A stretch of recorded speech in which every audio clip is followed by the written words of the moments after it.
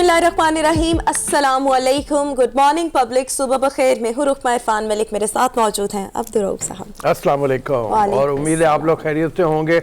और हमारा साथी हरमीत हमारे साथ मौजूद है। इससे पहले कि मैं बात आगे बढ़ाएं, पहले जरा हरमीत का रुख करते हैं। बिल्कुल, जरा देखते हैं आज हरमीत ने क्या पहना हुआ है। जी हरमीत, आपकी दस्तार के बारे में हम बात करते रहते हैं रोज के, आज किस रंग की है?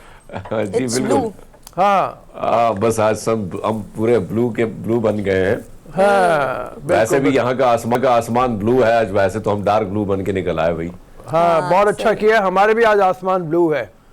आज लकीली बारिशों के बाद जरा धूप अच्छी निकली हुई है। मौसम अच्छा है। कल दोपहर पे भी धूप अच्छी थी, लेकिन पहले वाली जो धूप थी लाइक कोई 12-1 बजे के करीब, उसमें थोड़ी सी खुनकी थी, बट आहिस्ता आहिस्ता धूप जो थी वो कड़ाकेदार हो गई थी।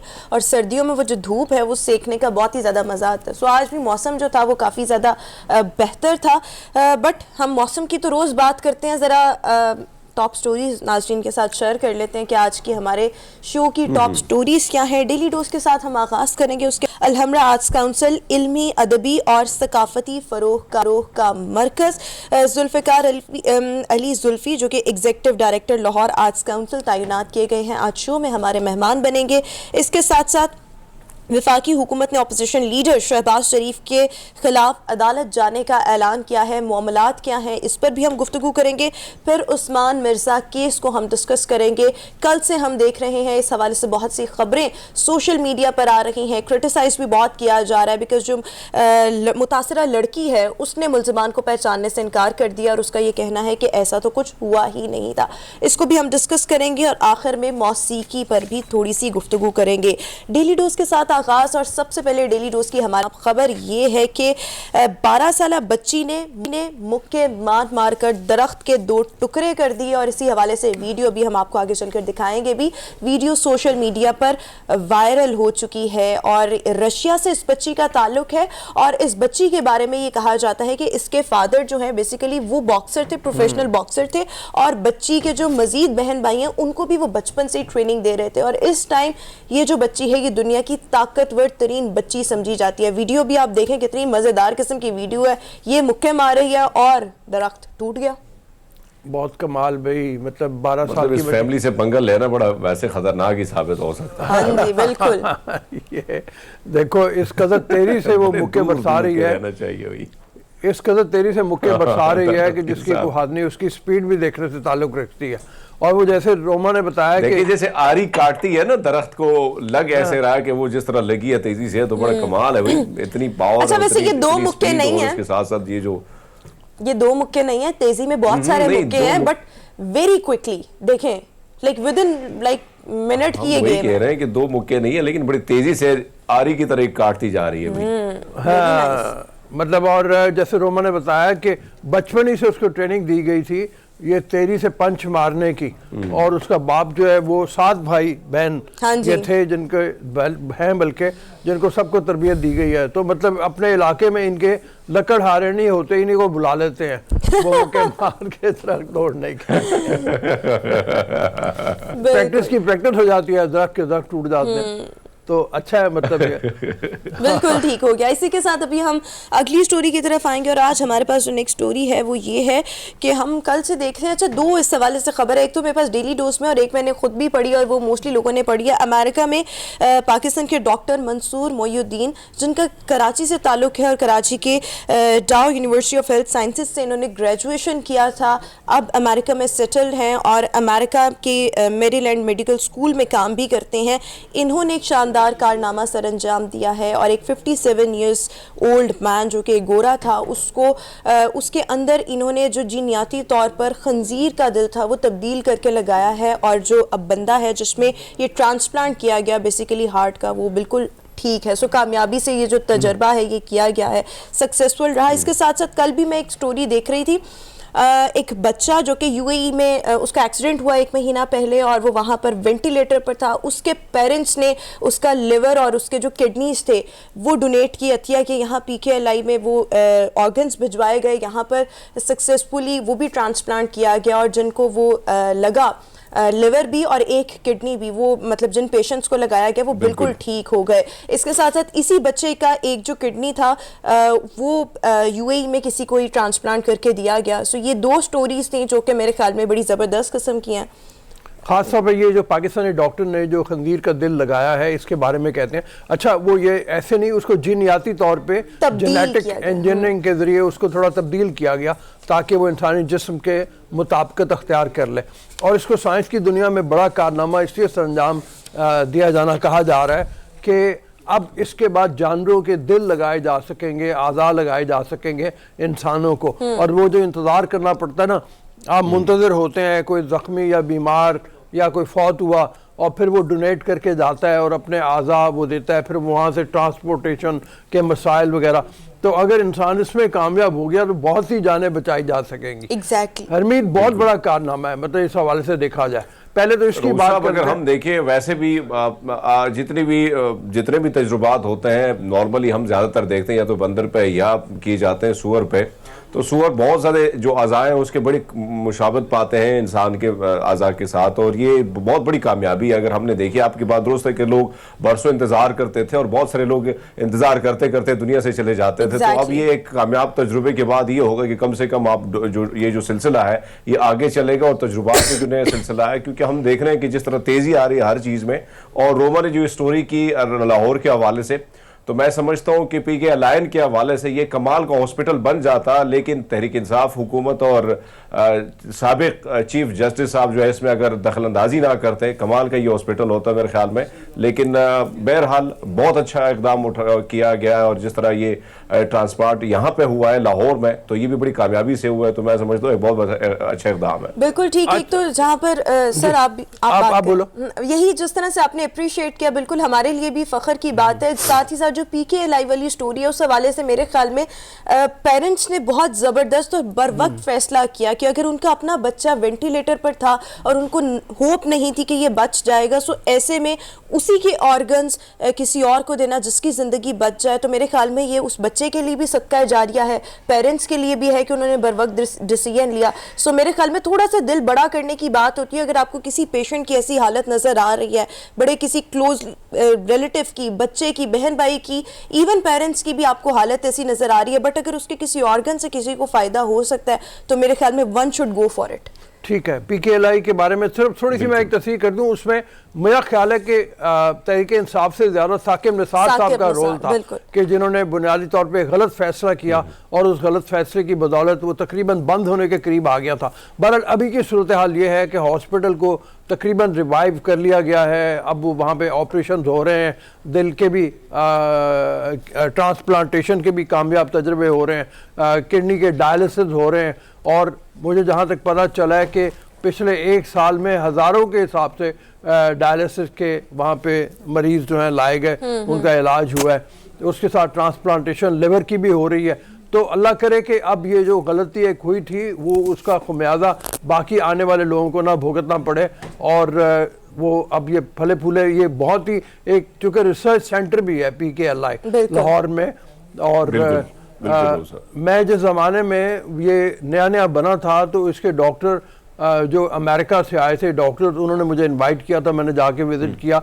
बहुत ही शानदार मंसूबा था और जिस तरीके से वो काम कर रहे थे, अनफॉर्चुनेटली साकिब निसार साहब का नाम इसमें यानी वो क्रिटिसाइज करना पड़ता है उनको, अपने छोटे भाई के कहने पर उन्होंने जो किया, और एक बहुत ऐसा हॉस्पिटल ये साबित हो सकता था जिस तरह तेजी से ये काम चल रहा था। रूसा को याद है, मुझे भी याद है कि इस केस को मैं भी फॉलो कर रहा था, तो बड़ी तेजी से इस पर काम चल रहा था और बाहर दुनिया भी इसमें ज्यादा दिलचस्पी ले रही थी। और ऐसे कई हॉस्पिटल जो हैं जो दुनिया में बने हैं, तो ज्यादातर हम देखते हैं कि बाहर दुनिया में बहुत सारे ट्रीटमेंट जो है बहुत महंगी होती है, तो बहुत सारे लोग जो हैं वो फिर या हिंदुस्तान या बांग्लादेश या पाकिस्तान का रुख करते हैं। तो ऐसे में ये एक मिसाल के तौर पर आ सकता था, लेकिन आपकी बात दुरुस्त है कि देर आए दुरुस्त आए, अब कम से कम जो काम है दोबारा से शुरू हो चुका है, और अल्लाह करे कि इसी तरह आज़ादाना तौर पर ये काम करे ताकि लोग जो है, बहुत सारे लोग जो हिंदुस्तान के मुंतज़र हैं, बॉर्डर बंद है, बहुत सारे लोगों को प्रॉब्लम्स है, तो ये जो ट्रांसप्लांट है दीगर के जिस जो ट्रांसप्लांट है किडनी के हैं जो भी है,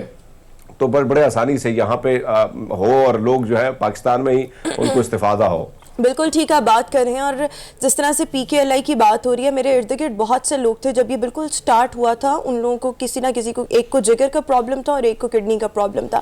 2 لوگ وہاں پر جاتے رہے اور دونوں نے جو اس کے بارے میں فیڈ بیک دیا وہ بہت اچھا تھا. ایک تو یہاں پر علاج جو ہے وہ کمپیریٹیولی دوسری جگہوں سے بہت زیادہ افورڈیبل کہہ لیں کہ افورڈیبل تھا. ساتھ ہی ساتھ جو ڈاکٹرز تھے وہ اتنے ہائیلی کوالیفائڈ تھے. اور یہ بھی ایک معمہ بنا کہ باہر سے ڈاکٹرز کی ٹیم لائی گئی, ان کو اچھا پے کیا گیا. obviously جب باہر سے ڈاکٹرز آئے تو ان کو اسی لیول کا پے کیا جانا تھا so that they can stay here, اور وہ اپنی تمام جو سروسز ہیں ان کو ڈیووٹ کر سکیں. اس کو بھی ثاقب نثار صاحب نے مسئلہ بنایا کہ بھئی اتنے زیادہ جو ہیں وہ ڈاکٹرز کو کیوں تنخواہیں دی جا رہی ہیں, اور موسٹلی ڈاکٹرز جو ہیں وہ یہاں سے جا چکے ہیں. بٹ اینی ویز ابھی بھی یہاں پر کام شام تو ہو رہا ہے, بٹ میرے خیال میں یہ چیزیں جو ہیں وہ دیر آئے درست آئے والی بات کہ ابھی بھی بہتر ہو سکتی ہیں, ہو چکی ہیں, بٹ مزید بھی بہتر ہو سکتی ہیں. اور ایک بات اور ایک اپیل لوگوں سے جو روما نے بھی کی ہے, میرے خیال میں ہمیں بھی کرنی چاہیے, اور وہ یہ ہے کہ اگر آپ کے آرگن سے کسی کو فائدہ ہوتا ہے تو اپنے آرگن ڈونیٹ کر کے جائیں. میں تو خود میرا ارادہ ہے میں یہ کر کے جاؤں گا تاکہ کسی کا فائدہ ہو. مطلب آپ کی وجہ سے بہت سے لوگوں کی زندگیاں بچ سکتی ہیں. اب تو باہر کے ملکوں میں تو یہ ہو گیا ہے کہ جناب آپ کا لیبر, آپ کے پھیپھڑے, آپ کا دل, آپ کی کڈنی, سب کسی نہ کسی کو لگ سکتے ہیں اور ان کی جان بچائی جا سکتی ہے. تو اللہ معاف کرنے والا ہے. اگر کوئی ایسے میں کسی کی خدمت کریں, کوئی اگر ہچ ہے کوئی ایسی, تو وہ بھی دور ہو سکتی ہے. مطلب اس میں بعض مذہبی ہچ آ جاتی ہے کہ وہ کہتے ہیں کہ نہیں کرنا چاہیے چونکہ اللہ کا عطیہ ہے, آپ کو دیا ہوا زندگی آپ کسی اور کو نہیں دے سکتے.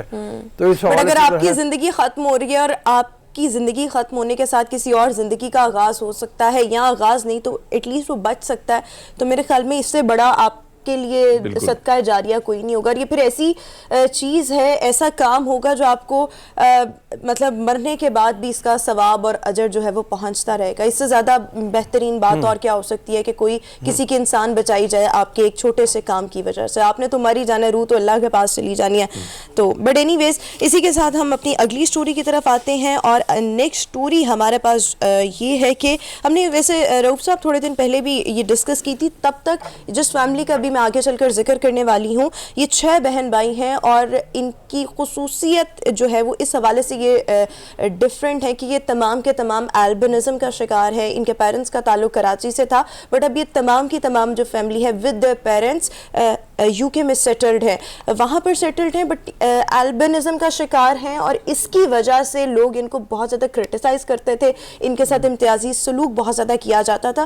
کچھ روز پہلے جو ہم نے سٹوری شیئر کی تھی وہ یہ تھی کہ انہوں نے عالمی ریکارڈ قائم کیا ہے. پوری دنیا میں ان کا ورلڈ وائڈ ریکارڈ ہے کہ کوئی بھی اتنی زیادہ تعداد میں بہن بھائی نہیں جو مطلب جو البینزم کا شکار ہوں, بٹ اب ان کا نام جو ہے وہ grains book of world record میں شامل کر لیا گیا ہے. جیسے آپ دیکھ رہے ہیں یہ ایک ایسی بیماری ہے جس میں آپ کی جلد, آپ کے بال سب سفید ہو جاتے ہیں, اور وہ بیماری کی وجہ سے ایسا ممکن ہوتا ہے. اور ان لوگوں کو جنیاتی طور پہ یہ جینیٹیکلی ان کے ماں باپ سے ٹرانسفر ہوئی یہ بیماری.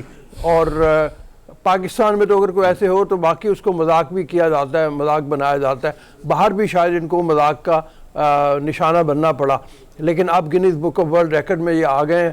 اور ایک بات اور یہاں پہ جو بڑی امپورٹنٹ ہے وہ یہ ہے کہ آپ کزن میرج یا آپس میں رشتہ داروں کی شادیاں جس کی وجہ سے بیماریاں بہت زیادہ پھیل رہی ہیں, تو کزن میرج سے آپ یعنی آپ اپنے رشتہ داروں میں شادیوں سے پرہیز کریں.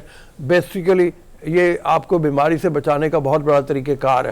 اور یہ بھی ہے کہ ڈاکٹر اب یہ کہتے ہیں کہ جب آپ کی شادی ہو اس وقت بھی آپ اپنے بہت سے ٹیسٹ کروا لیں تاکہ آپ کو پتہ چلے کہ آپ کے ہونے والے بچے آئندہ جو ہوں گے ان کے اندر کوئی بیماری ایسی تو نہیں ہے جو آپ لوگوں سے ٹرانسفر ہو رہی ہوگی. یہاں پہ یہ جو بات ہے میں دوبارہ دہرا رہا ہوں کہ یہ بنیادی طور پہ کزن میرج یا آپس کے رشتہ داروں میں شادیوں کی بنیاد کے اوپر یہ ٹرانسفر ہوتی ہے. یہاں ان کا پتہ چلتا ہے ماں باپ دونوں اس بیماری کا شکار تھے جس کی بنیاد پہ بچے بھی آگے جو ہیں وہ اس بیماری کا شکار. بٹ اب ان بچوں کو جس طرح سے ہرمیت ہم نے پہلے بھی ذکر کیا تھا کہ جس طرح سے ان کو ان کا مذاق اڑایا جاتا تھا, بچپن میں اسکولس میں جاتے تھے, وہاں پر ان سے کوئی دوستی نہیں کرتا تھا. بٹ پھر انہوں نے کیا کیا, اپنی ہی ایک تنظیم سٹارٹ کی جو کہ جو اس مرض کا شکار لوگ ہیں ان کو اس حوالے سے اویئرنیس دیتی ہے, ان کے لیے مزید اپرچونیٹیز پرووائڈ کرتی ہے. سو انہوں نے بھی پھر یہ کام سٹارٹ کیا, اور اب obviously بہتر طریقے سے یہ رضاکارانہ طور پر یہ کام بھی کر رہے ہیں. سو یہ اچھی چیز ہے. صاحب کی ایک بات سے میں بالکل اگری کرتا ہوں کہ زیادہ تر بیماریاں جو ہم دیکھتے ہیں, یا اس قسم کی جو سورج مکھی فیملی ہے, یا اس سے اور ایسی فیملی ہے, اس سے بچے ہم دیکھتے ہیں جو معذور ہیں, کوئی نہ کوئی معذوری ضرور لاحق ہوتی ہے ان کو. تو یہ بات درست ہے کہ کوشش کیجئے گا کہ کزن میرج جو ہے, یا آپس میں ہم دیکھتے ہیں کہ برادریوں میں جو شادی ہو رہی ہے, بہت سارے لوگ جو ہے برادریوں سے باہر نہیں نکلتے ہیں, کہتے ہیں کرنی تو ادھر ہی کرنی ہے, نہیں تو مرنا ہی ہے.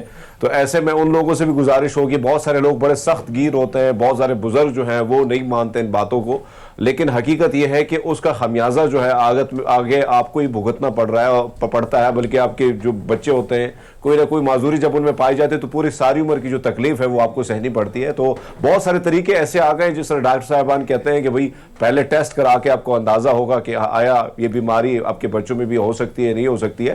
تو بہت ساری چیزوں کا احتیاط کرنا ہے, لیکن اگر آپ نے کوشش کرنی ہے تو آؤٹ آف فیملی اگر یہ رشتے ہوتے ہیں تو بہت سارا اس کا فائدہ بھی ہے, بہت ساری چیزوں کا, اور آپ بھی بہت ساری تکلیفوں سے جو ہے وہ ماضی یا فیوچر میں بچ سکتے ہیں.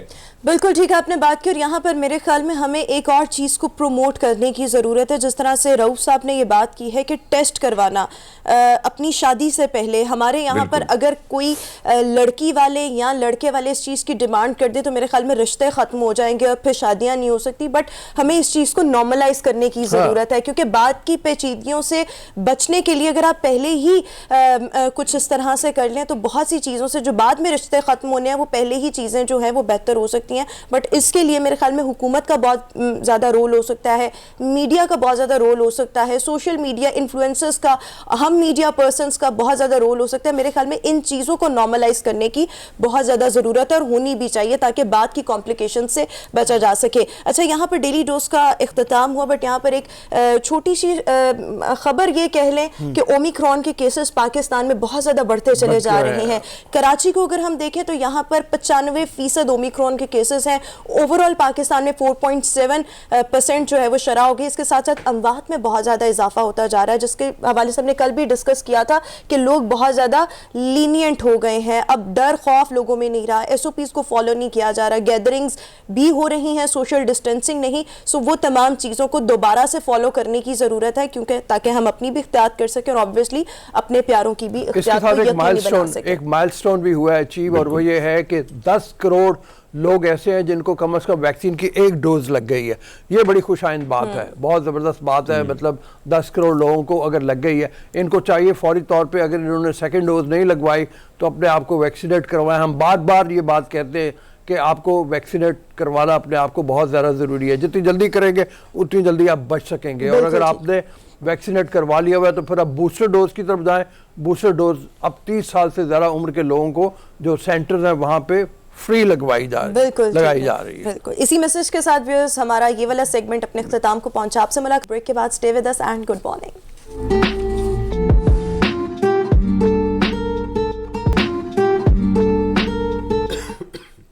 Welcome to the show. آپ سے بریک. ہمارے ساتھ موجود ہے executive director arts council Zulfiqar Zulfi صاحب.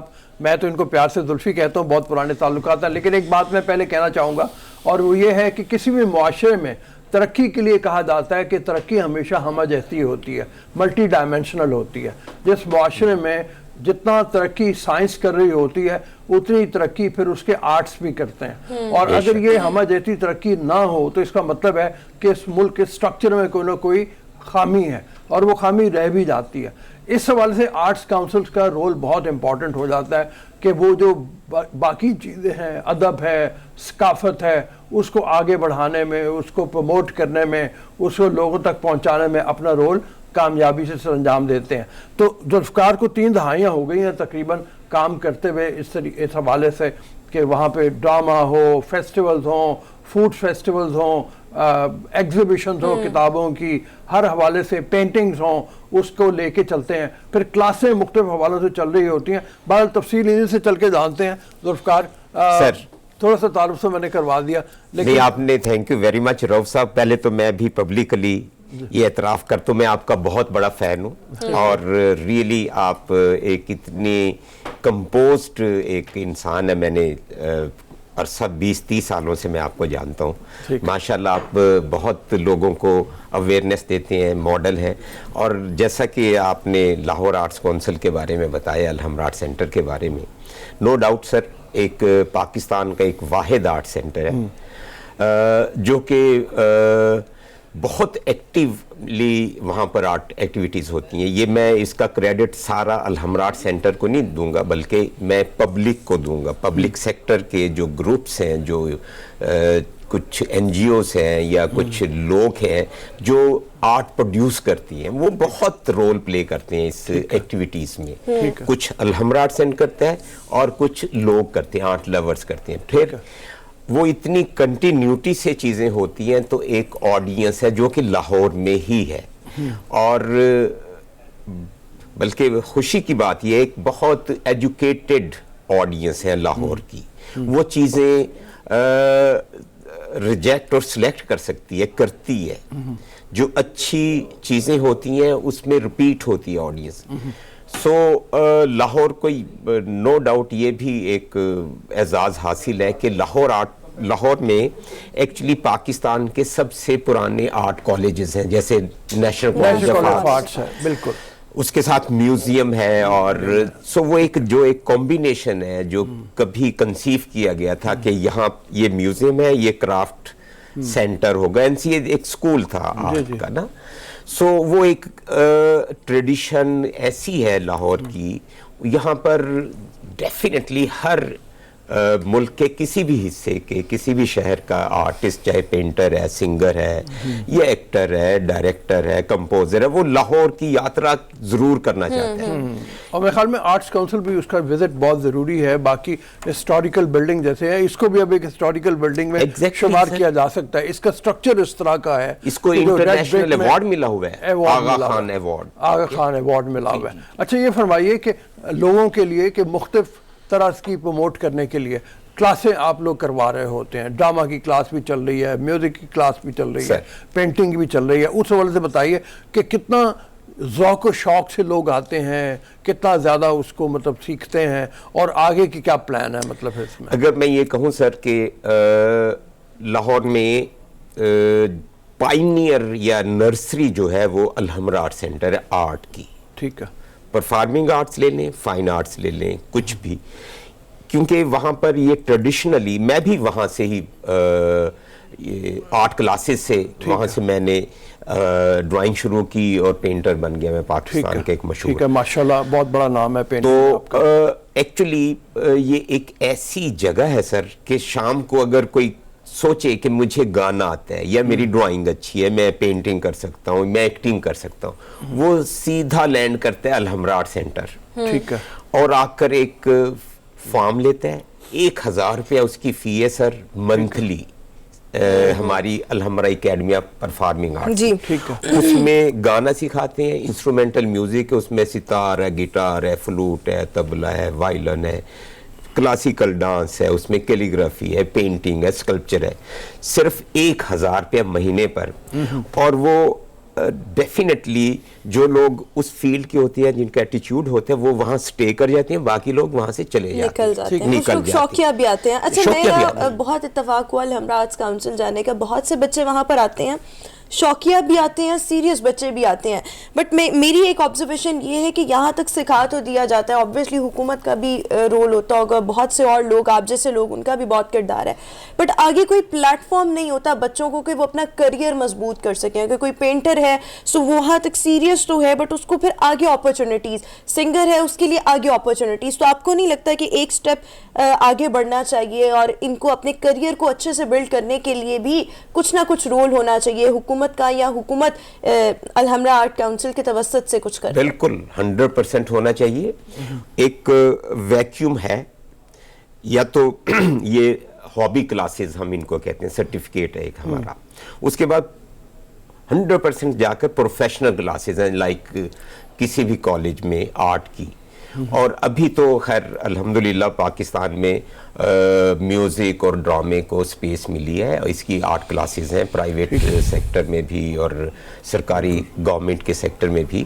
ہر یونیورسٹی کالج میں ایم ایس سیز کروائی جا رہی ہیں میوزیکالوجی میں. نو ڈاؤٹ اس میں ایک سٹیپ آگے ہم آئے ہیں، لیکن وہ ڈیفینیٹلی یہ ایک ایسی سکل ہے آرٹ اسپیشلی، یہ اس کی پرپورشن اگر آپ دیکھیں نا بہت کم ہوتی ہے. آپ لائک کسی بھی آرٹ کالج میں اگر جائیں یا اس کی ریشو دیکھیں، اس میں اگر 100 لوگ ہوتے ہیں پاس آؤٹ کرتے ہیں، اس میں سے 10 لوگ رہ جاتے ہیں، باقی لوگ نکل جاتے ہیں. ان کا ایکچولی کچھ لوگ کا ایٹیچیوڈ نہیں ہوتا، وہ آ جاتے ہیں بائی فورس یا بائی چوائس یا جو بھی، وہ اس فیلڈ کے لوگ ہوتے نہیں ہیں. اسی طرح جو الحمرا آرٹ سینٹر میں اسٹوڈنٹس آتے ہیں، جیسے آپ نے بھی ابھی فرمایا ہے کہ اس میں سے کچھ لوگ سیریس ہوتے ہیں، کچھ نان سیریس ہوتے ہیں.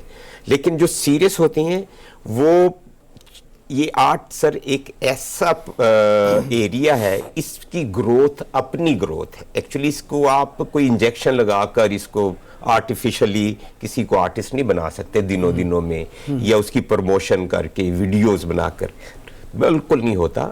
ہیلپ ہوتی ہے لیکن پیورٹی اس میں بہت ضروری ہے، اس کا ایک برانڈ کا ہونا بہت ضروری ہے. ٹھیک ہے، ہمارا ساتھی اینکر ہے حرمیت آپ سوال کرنا چاہیں؟ جی ذوالفقار صاحب بہت اچھی بات ہے آپ کر رہے ہیں، لیکن اگر سر ہم دیکھیں بہت ساری، مجھے یاد ہے کہ مختلف گاؤں میں مختلف شہروں میں کبھی جو ہے ثقافتی میلے ٹھیلے ہوا کرتے تھے، موسیقی کے حوالے سے چیزیں ہوتی تھی. اب آہستہ آہستہ جو ہم دوری ہم اختیار کر رہی ہیں ہمارے لیے، ہماری نسلوں کے لیے کتنی نقصان دہ. اور دوسری بات جو روما نے کی، بڑی اچھی بات کی کہ ہمارے ہاں کچھ لوگ اگر کچھ کرنا چاہتے ہیں لیکن فیوچر ان کا جو ہے وہ بالکل تاریک ہوتا ہے. ہم نے بہت سارے ایسے دیکھیں کہ اگر ہم مثال بھارت کی لے لیں تو وہاں پہ ایسے انسٹیٹیوشن، بہت سارے ایسے ادارے ہیں جہاں پہ لوگ آ کے سیکھتے ہیں اور آگے نکلنے کے لیے بہت سارے چانس ان کے پاس ہوتے ہیں. لیکن اگر ہم یہاں پہ دیکھیں چاہے ڈرامہ ہے یا موسیقی ہے یا فلم لائن ہے، تو وہاں پہ بہت سارے کم جو لوگ ہیں جو یہاں سے نکلے ہوتے ہیں ان کو چانس دیا جاتا ہے. ایکچولی بالکل آپ پھر وہی ہے، کیونکہ وہ پرپورشن اتنی کم ہے وہ نظر نہیں آتی، لیکن ٹریک وہی ہے. اسی طرح یہاں جیسے الحمرا آرٹ سینٹر میں نے عرض کی ہے کہ اسٹوڈنٹس آتے ہیں، بے شمار اسٹوڈنٹس برانڈ بنے ہیں. سارا رضا ایک لڑکی ہے، وہ الحمرا آرٹ سینٹر کی اسٹوڈنٹ ہے. مغیر ہے، وہ الحمرا آرٹ سینٹر کی اسٹوڈنٹ ہے. میں پاکستان کا پرائڈ آف پرفارمنس آرٹسٹ ہوں، میں الحمرا کا اسٹوڈنٹ ہوں. 100% یہ سوسائٹی جتنی سپیس دیتی ہے آرٹ کو اتنا ہی گرو کر رہے ہیں آرٹ. ٹھیک ہے، اور اس میں کوئی شک نہیں ہے. میں being executive director Lahore arts council, ہمارا بھی کوئی ایسا سالڈ ایک سٹرکچر پلان نہیں ہے کہ ہم اس کے بعد یہ کریں گے یہ کریں گے یہ کریں گے. نو ڈاؤٹ ایک چیز میں آپ لوگوں کو پنجاب گورنمنٹ میں اسپیشلی پنجاب میں، اور یہ بھی پنجاب کو ہی پنجاب ہی سپیس دیتا ہے آرٹ کو بہت زیادہ. ابھی talent hunt programmes last year بھی ہوا ہے، پنجاب آرٹس کونسل نے کروایا سر. اس میں اب بھی یہ سٹارٹ ہوگا 18 سے، یہ جو کمنگ 18 آ رہی ہے، یہ پورے پنجاب میں ایک کمپٹیشن ہے، سنگنگ کمپٹیشن. اوکے، اس میں لاکھوں لوگ حصہ لیں گے. تحصیل، ضلع، ڈویژن کے بعد یہاں پر ایک گرینڈ فنالے ہوگا. سو یہ ایک سیریز ہے کمپٹیشن کی. ہر گاؤں کا بچہ جو اس میں رجسٹر ہوگا، ایڈورٹائز کر دیا ہے پنجاب گورنمنٹ نے، اور اس سے بے شمار ٹیلنٹ سامنے آتا ہے. نو ڈاؤٹ جب وہ فرسٹ سیکنڈ تھرڈ والا اس کے بعد کہاں جاتے ہیں اس میں کوئی شک نہیں ہے کہ وہ ان کو آگے ایک پلیٹ فارم ہمیں ڈیزائن کرنا چاہیے. بالکل یہی بات آپ جو کہہ رہے ہیں کہ ٹیلنٹ بہت زیادہ ہے پاکستان میں. اچھا ٹیلنٹ آپ نے تلاش بھی کر لیا، اس ٹیلنٹ کو پالش بھی کرنا ہے. اب جس طرح سے الحمرا آرٹس کونسل کی بات، کریئر بلڈنگ کی میں بات کر رہی ہوں، بہت سے بچے یہاں پر جو سیریس آتے ہیں وہ کوئی اتنے کیا کہیں اسٹرانگ بیک گراؤنڈ نہیں ان کے ہوتے. فائنینشلی اگر ہم بات کریں، جو فائنینشلی اسٹیبل بیک گراؤنڈ سے ہوتے ہیں وہ شوقیہ اس طرح کی ڈگریز لینے کے لیے بیرون ملک جاتے ہیں. آ کر انہوں نے صرف ڈگری شوقیہ ہوتی ہے، باپ کا بزنس ہی دیکھنا ہوتا ہے، اس کی بھی سپرویژن ہی کرنی ہوتی ہے، پریکٹیکلی کچھ نہیں کرنا ہوتا. ہمیں یہاں پر ایسے بچوں کو ٹارگٹ کرنا ہے جن کا فائنینشیل بیک گراؤنڈ اتنا اسٹرانگ نہیں، جن کے پاس ٹیلنٹ بھی ہے. اچھا ایک تو کریئر بلڈنگ سے پہلے الحمرا آرٹس کونسل جو کہ آپ سرٹیفکیٹ دیتے ہیں اس کی کیا ورتھ ہے؟ کیا اس کی بیس پر کسی جس طرح NCA وغیرہ سے بات کی جا سکتی ہے کہ کچھ سیٹس ایسے بچوں کے لیے ایلوکیٹ کر دی جائیں جہاں پر صرف یہ بچے جائیں, پڑھیں, ڈگری لیں اور پھر پروفیشنلی بھی ان کا کام جو ہے وہ بہتر ہو سکے؟ بالکل, یہ جو ہمارا الحمرا آرٹ سینٹر کا سرٹیفکیٹ ہے اس کی بہت ویلیو ہے ایڈمیشنز کی حد تک. NCA میں اس کی بہت ویلیو ہے, GC میں چلے جائیں, کنیڈ کالج میں, وہ جو سرٹیفکیٹ ہوتا ہے نا وہ ایک اوتھینٹسٹی ہوتی ہے کہ یہ اس بچے نے سنگنگ یا پینٹنگ کی کلاسز لے کر یہاں آیا ہے.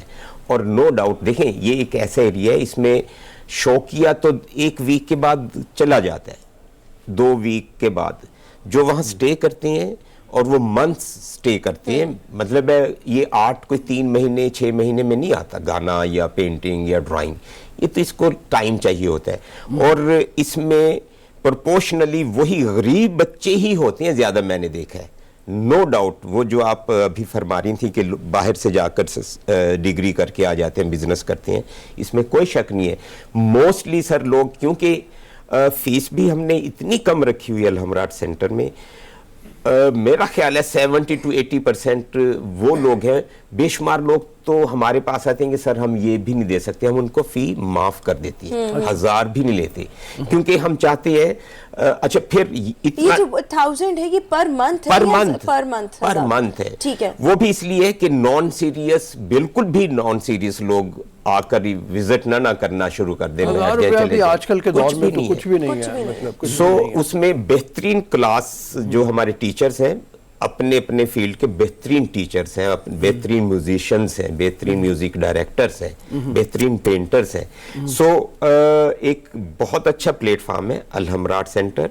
اس کے بعد میں ایک اور چیز ایڈ کر دوں سر, جو پروفیشنل سٹیپ 2 ہے, اس میں بے شمار سر ینگ جو اسٹوڈنٹس ہیں یا یوتھ ہے ہمارے, ان کے گروپس بنے ہوئے ہیں, میوزک, پھر ڈرامیٹک سوسائٹیز بنائی ہوئی ہیں لوگوں نے, پھر پینٹرز کے گروپس بنے ہوئے ہیں, یہ آ کر پلیز کرتی ہیں, میوزک کرتی ہیں, ایگزیبیشنز کرتی ہیں.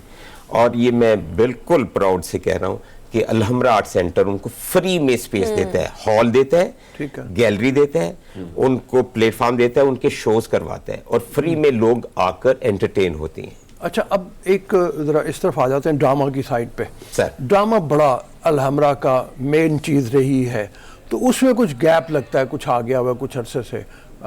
کیا بچوں کا شوق کم ہو گیا ہے؟ کسی زمانے میں مجھے یاد ہے کہ اب شعیب ہاشمی وغیرہ جس وقت بہت مطلب یہاں پہ متحرک تھے, تو انٹرنیشنل ڈراما لیول کا ڈراما یہاں پہ چل رہا ہوتا تھا, بتدریج تھوڑا سا زوال آتا گیا. وہ بالکل وہ کیا ہو گیا, مطلب کیا لوگ ایکچولی یہ پھر وہی پرانی سٹوری ہے.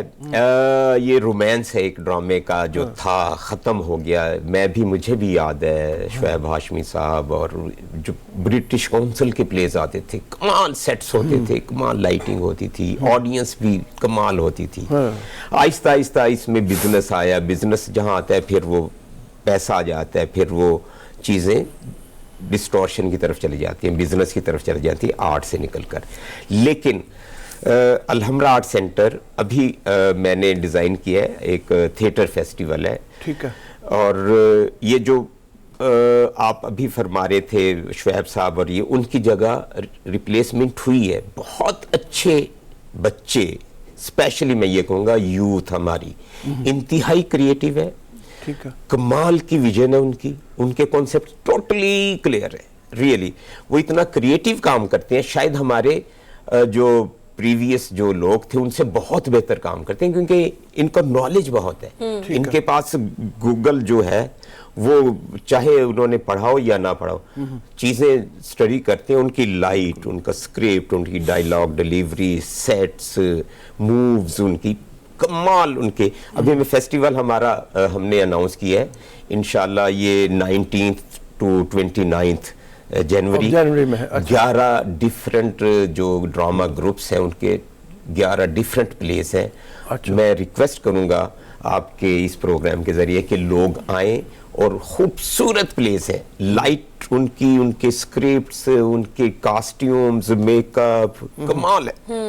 چلیں, اچھا یہ تو آپ نے کافی زیادہ تفصیل سے تمام چیزیں بتا دی. اب یہ بتائیں کہ 2022 کا جو کیلنڈر آرٹس کاؤنسل نے ترتیب دیا, اس میں کس قسم کی ایکٹیویٹیز شامل ہیں, کون کون سے اہم ایونٹس, فیسٹیول ایکٹیویٹیز جو ہیں وہ الحمرا آرٹس کاؤنسل کنڈکٹ کروانے جا رہے ہیں؟ اسی سلسلے میں میں نے جیسے عرض کیا ہے, کل سے غزل فیسٹیول ہم نے سٹارٹ کیا ہے.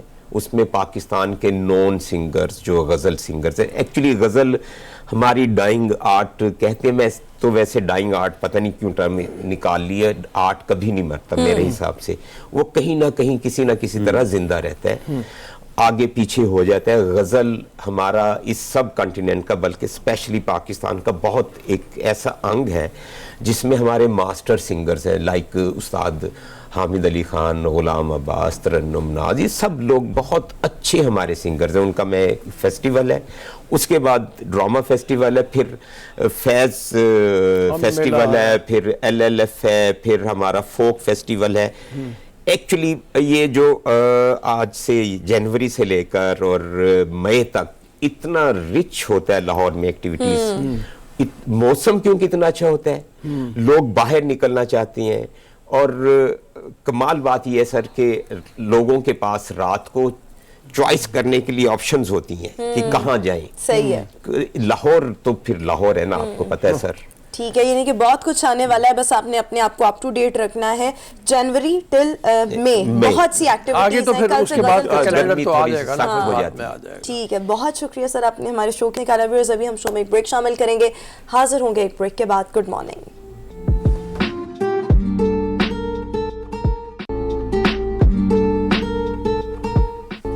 بریک کے بعد ایک بار پھر سے گڈ مارننگ پبلک میں آپ کو خوش آمدید کہیں گے. دانتوں کی صحت بہت ضروری ہے, دانتوں کی پروٹیکشن بہت زیادہ ضروری ہے, جس کے لیے Colgate sparkle is the best option and the best toothpaste. اس کے انگریڈینٹس کو تھوڑا سا آپ کو بتاتے چلیں. اس میں شامل ہے فلورائڈ, اس میں شامل ہے پرل پاؤڈر, اس میں شامل ہے لونگ, جو کہ ہر اعتبار سے آپ کے دانتوں کو محفوظ بناتا ہے, آپ کے دانتوں کی صحت کو برقرار رکھتا ہے. فلورائڈ کرتا کیا ہے, آبویسلی آپ کے دانتوں میں کیویٹیز نہیں لگتی, کیڑا نہیں لگتا, اور آپ کے دانت بہت زیادہ مضبوط رہتے ہیں. پرل پاؤڈر کو اگر ہم دیکھ لیں تو بہت سے لوگ جو کہ چائے, کافی, یا کچھ لوگوں کے نیچرلی بھی پرابلم ہوتا ہے, دانت بہت زیادہ ڈل ہوتے ہیں, پلاہٹ دیتے ہیں. سو جو پرل پاؤڈر جو کہ کولگیٹ اسپارکل میں نیچرلی موجود ہے, یہ آپ کے دانتوں کو سفیدی دیتا ہے, چمک دیتا ہے, برائٹ رکھتا ہے. اس کے ساتھ ساتھ obviously مختلف قسم کے پروسیجرز, اگر ہم پروفیشنل پروسیجر جو کہ ڈینٹل پروسیجرز کو دیکھیں, اس میں بھی پرل پاؤڈر استعمال ہوتا ہے, بٹ کولگیٹ اسپارکل کے یہ مین انگریڈینٹ میں پرل پاؤڈر شامل ہے. اور اگر ہم لونگ کی بات کریں تو اگر آپ کے دانتوں میں کسی بھی قسم کی تکلیف ہے, ٹھنڈا گرم لگتا ہے, یا اور بھی کسی قسم کی کوئی تکلیف ہے, اور اگر آپ کولگیٹ اسپارکل کو یوز کرتے ہیں سو obviously آپ کی وہ تکلیف نہیں ہوگی, ریڈیوس ہو جائے گی, ختم ہو جائے گی. اور اس کے ساتھ ساتھ اور بھی بہت سے اس کے فائدے ہیں. جو لونگ ہے وہ آپ کے جو سانس اس کو مہکتا ہوا رکھتا ہے.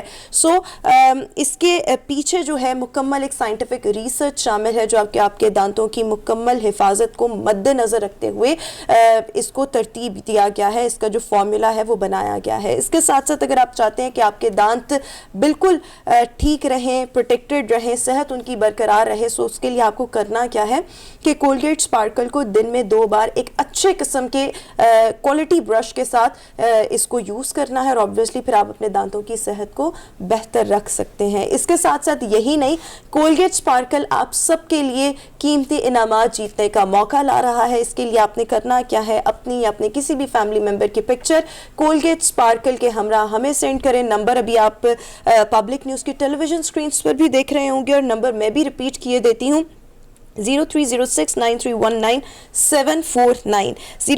0306931979 یہ نمبر ہے. اس پہ آپ نے ہمیں کولگیٹ اسپارکل کے ہمراہ پکچر واٹس ایپ کرنی ہے, ہم اپنے شو میں بھی دکھائیں گے, اور اس کے ساتھ ساتھ آپ لکی ڈرا میں بھی پارٹیسپیٹ کر سکتے ہیں. 2 باتیں صرف میں ایڈ کروں گا, اس کے بعد ڈاکٹر بیٹھے ہیں, انہوں نے کہنا ہے سارا کچھ یہ خود ہی بول گئے, میرے پاس رہا کیا ہے کہنے کے لیے. لیکن بات یہ ہے کہ رات کو جب آپ سونے لگیں تو سونے سے پہلے اپنے دانتوں کو ضرور برش کریں, یہ بہت لازم ہے آپ کے لیے. اس سے آپ کو दांतों की सफाई भी होगी और कीड़ा लगने से भी महफूज रहेंगे। और दूसरी चीज़ ये कि कोई भी मीठा खाएं तो मीठा खाने के बाद अपने दांत ज़रूर ब्रश करें। सुबह नाश्ते के बाद भी आपने अपने दांतों को इसी तरह ब्रश करना है जैसे रात को सोने से पहले आपने ब्रश करना। हरमीत, आप कुछ कहना चाहेंगे? बिल्कुल बिल्कुल, रोज साहब ने दुरुस्त फरमाया कि भाई एक आदत बना लें अपनी, और जो 2 वक्त कम से कम जो है, वैसे तो जो डॉक्टर साहब बैठे हैं वो ज़्यादा हमें बताएंगे, लेकिन ये है कि रात के बाद बहुत सारे लोग खाना खाने के बाद वैसे ही सो जाते हैं तो बहुत सारे मसाइल उससे भी बन जाते हैं। तो भैया कोशिश ये कीजिएगा कि रात को सोने से कबल जो है कोलगेट स्पार्कल से अगर आप टूथब्रश कर लेते हैं तो कम से कम ये जो बैक्टीरिया, ये जो जर्म्स है, ये जो जरासीम है जो नुकसान आपको पहुंचा सकते हैं, कम से कम उससे आप बचेंगे। बिल्कुल ठीक हो गया। सो अभी दांतों को हमने वैसे कैसे प्रोटेक्टेड रखना है, कोलगेट स्पार्कल के क्या फ़वाइद हैं, कैविटी से किस तरह से बचना है, ओवरऑल जो दांतों की सेहत है उसको किस तरह से मेंटेन रखना है, डेंटल सर्जन डॉक्टर सैयद मनान इस वक्त शो में हमें ज्वाइन करें। मनान, thank you so much, welcome to good morning public. Overall पहले बता दें कि अगर हमने अपने दांतों की सेहत को बरकरार रखना है, what we need to do. मैं आपकी बातें सुन रहा था, मुझे बड़ी अच्छी लगी, आपने बड़ा अच्छा मैसेज दिया कि ब्रशिंग करनी चाहिए। लेकिन हमारे माशरे में कुछ 2 किस्म के लोग हो जाते हैं। एक तो वो या तो वो बिल्कुल ब्रश नहीं करते, और एक दूसरे वो जो कि ओवरडू कर देते हैं। सो ब्रशिंग जो नहीं करते उनको करनी चाहिए, और जो बहुत ज़्यादा करते हैं उनको थोड़ा सा कम करना चाहिए। दैट मीन्स कि you have to brush twice a day, सुबह नाश्ते के बाद और उसके बाद रात को सोने से पहले, ठीक है। And there is one more thing, वो ज़्यादा इंपॉर्टेंट है, उसमें ये है कि आप ब्रशिंग के साथ साथ फ्लॉस भी करें। यू नो जो टूथब्रश होता है ये आपके कुछ सर्फेसिस को क्लीन नहीं कर पाता, जो कि दांतों के दरमियान की सर्फेसिस होती हैं, वहां पे फ्लॉस जाता है। सो ब्रशिंग की एक अलग इंपॉर्टेंस है, लेकिन फ्लॉसिंग की भी बड़ी इंपॉर्टेंस है। ठीक है, ठीक है। और हमने दांतों में कैविटीज ना लगे, इससे कैसे? Oh yes, of course. इसमें जैसे कोलगेट स्पार्कल के अंदर आपने बताया कि फ्लोराइड है। Fluoride plays the main role, जो कि आपके जो कैविटीज़ हैं उनको रोकने में बहुत हेल्प करता है। हम इवन कि हमारे जो डेंटल मटेरियल्स होते हैं उनमें भी फ्लोराइड कंटेंट मौजूद होता है। हम फ्लोराइड ट्रीटमेंट्स भी करते हैं। सो अगर एक टूथपेस्ट के अंदर ये आ रहा है तो it's a good sign. Plus दूसरा जो हमारे कुछ चीज़ें होती हैं, कुछ ट्रीटमेंट्स होते हैं, अगर वो हम टाइमली करवा लें, बच्चों के भी अपने भी, तो हमारे डेंटल इश्यूज़ होंगे नहीं। जैसे फॉर एग्जांपल, अगर आप डेंटिस्ट को एवरी 6 मंथ्स चेक करवाएं और आपका डेंटिस्ट कहे कि जी आपको स्केलिंग की ज़रूरत है या आपको डीप क्लीनिंग की ज़रूरत है, तो आप करवाएं। और अगर 6 मंथ्स के बाद आप डेंटिस्ट के पास जाते हैं, वो कहते हैं जी आपके दांतों का कोई इशू नहीं है, आप क्लीनिंग ना करवाएं बेशक, तो आपसे फ्लॉस और ब्रशिंग करेंगे तो आपकी मेंटेन रहेगी। लेकिन एवरी 6 मंथ्स चेक करवाना ज़रूरी है। And there is one more thing, ये जो मैंने आपको ट्रीटमेंट बताया, this is for the prevention कि आपको कोई गम डिजीज ना हो, प्लैक कैलकुलस एक्यूमुलेट ना हो। लेकिन there is one more thing, वो ये होता है कि हमारे दांतों में, if you have ever seen in the mirror कि आपके दांतों में कोई ब्लैक लाइंस नजर आती होंगी, खास तौर पे पिछले 5 दांतों में स्पेशली, वो जो ब्लैक लाइंस होती हैं, these are the पिट्स and fishers, these are the deep parts of your tooth, जहाँ पे बहुत छोटे लेवल के ज़र्रात फंसते हैं लेकिन वो निकल नहीं सकते। इवन समटाइम्स वो ब्रश से भी नहीं निकल पाते। सो इन दैट केस हमें बच्चों का या बड़ों का जैसे दांत निकलते हैं उनकी परमानेंट, हमें उनकी पिट्स एंड फिशर ट्रीटमेंट करवा लेना चाहिए। ठीक है। It's a sealant basically. उसमें क्या होता है कि वो जो डीप क्रेटर्स होते हैं उनको वो स्मूथ आउट करके we fill little amount of filling, जिससे क्या होता है कि वहाँ पे फूड इंपैक्शन नहीं होती और फ्यूचर में कभी भी कैविटी नहीं होती। अच्छा, ये बताइए कि मीठे के बारे में बहुत ज़्यादा आता है कि मीठा खाएं तो ब्रश ज़रूर करें, इसकी क्या वजूहात है? हाँ, you know it's carbs basically. आपके जो बैक्टीरियाज होते हैं वो इनको डाइजेस्ट करना उनके लिए बहुत आसान होता है, और उसी को डाइजेस्ट करके दे स्टे हेल्दी, जो बैक्टीरियाज होते हैं इन योर टूथ, और उसी तरह से वो कैविटीज भी वो डेवलप करते जाते हैं, अंदर जाते जाते हैं।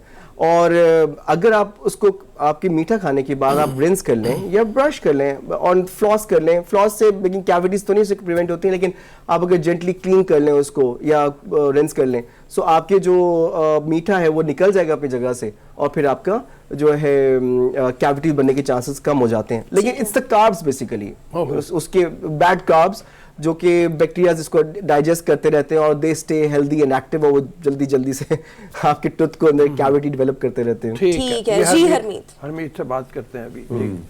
اچھا ڈاکٹر صاحب اگر ہم دیکھیں تو بہت سارے برش کی بات ہو رہی ہے, بہت سارے ایسے لوگ میں نے دیکھے ہیں, مطلب ظاہری بات ہے آپ نے بھی دیکھے ہوں گے کہ وہ برش کرتے ہیں تو ایسا لگتا ہے یہ دھوبی گارڈ پہ آیا اور اس نے چھوڑنے نہیں آیا, جس دانتوں کو اپنا بالکل کلین کر کے جانا ہے.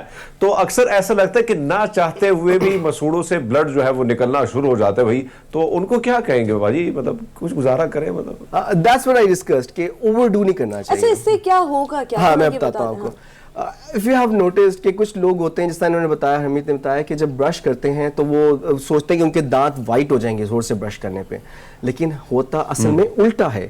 وہ جتنا زور سے برش کریں گے آپ کے ٹوتھ کا جو سب سے باہر کی سرفیس سے انیمل بولتے ہیں دیٹ از وائٹ, لیکن اس کے جو اندر کی جو لیئر ہے جو کہ ڈینٹین ہے وہ یلو ہوتی ہے, یا یلو ہوتی ہے, پیل ہوتی ہے. تو کچھ پیشنٹ سوچتے ہیں کہ وہ زور سے برش کریں گے اور ان کے دانت صاف ہو جائیں گے, وائٹ ہو جائیں گے. اصل میں وہ صاف نہیں ہوتے, جو انیمل ہے وہی ایبریٹ کر رہا ہوتا ہے, وہ گھس رہا ہوتا ہے, اور وہ گھستے گھستے اینڈ پہ آ کے جو ڈینٹین ہے وہ ایکسپوز ہونا شروع ہو جاتا ہے. And because it's exposure sensitivity شروع ہو جاتی ہے پیشنٹس کو. اس کے علاوہ جو دانت ہیں وہ اور زیادہ پیل دکھنے شروع ہو جاتے ہیں. ٹھیک ہو گیا, یہ تو آپ نے کافی زیادہ تفصیل سے تمام تر چیزیں جو ہیں وہ بتا دی ہیں. اگر ہم ڈائبٹک پیشنٹس کی بات کریں, ان کو بہت سے ایشوز جو ہیں وہ ہونے کا خطرہ ہوتا ہے. ان کی آنکھیں بہت زیادہ رسک پر ہوتی ہیں, ان کے دانت بہت زیادہ رسک پر ہوتے ہیں. سو ہم دانتوں کی ہی بات کریں, دانتوں کی پروٹیکشن, ایسے جو پیشنٹس ہیں جو ڈائبٹک ہیں ان کو اپنے دانتوں کی ایکسٹرا کیئر کے لیے کیا کیا چیزیں جو ہے جو فالو کرنی چاہیے تاکہ وہ obviously اپنے دانتوں کو محفوظ رکھ سکیں. اچھا آپ نے کبھی نوٹس کیا کہ جو ڈائبٹک پیشنٹس ہوتے ہیں, اگر آپ کی فیملی میں خدا نخواستہ کوئی ہیں یا کوئی فرینڈز اینڈ فیملی میں کسی نے بتایا ہو کہ کچھ چوٹ لگتی ہے تو ہیلنگ پراپر نہیں ہوتی, دانتوں میں سے خون آنا شروع ہو جاتا ہے. پرابلم کیا ہوتا ہے کہ ان کی ہیلنگ پاور یا امیونٹی آپ سمجھیں تھوڑی سی وہ ریڈیوس ہو جاتی ہے, جس کی وجہ سے جب وہ دانتوں میں ان کے کھانا پھنستا ہے اور وہ نکلتا نہیں ہے, تو جو ایک عام انسان کے جو ہیلدی ہیومن ہے اس کی جو جتنی ٹائم بعد اس کے گمز کا پرابلم یا کیویٹیز ڈیولپ ہوں گی, ڈائبٹک پیشنٹس میں وہ جو کیویٹیز اور گمز کے پرابلم ڈیولپ ہونے کے چانسز زیادہ ہو جائیں گے. وہ اس وجہ سے کیونکہ آپ کی باڈی کے اندر امیونٹی ریڈیوس ہوئی ہوئی ہے. So that I was I always says to my patients کہ اگر آپ ڈائبٹک ہو تو آپ کو بہت زیادہ کلیننگ کرنی ہے, آپ کو زیادہ ضرورت ہے, اوور ڈو نہیں, لیکن ایوری 6 months چیک کروائیں. کلیننگ کی ضرورت ہے تو لازمی کروائیں. اور جس طرح سے آپ نے فلاسنگ وغیرہ, اور میرے خیال میں ڈائبٹک کو زیادہ ایکسٹرا کانشیس رہنے کی ضرورت ہے, بٹ کیئر جو ہے وہ ہر ایک نے کرنی ہے. بالکل ٹھیک ہو گیا. تھینک یو سو مچ منان, اپنے ہمارے شو کے لیے وقت. سر بریک شامل کر لیں, ابھی ہم شو میں ایک بریک شامل کریں گے, حاضر ہوں گے ایک بریک کے بعد.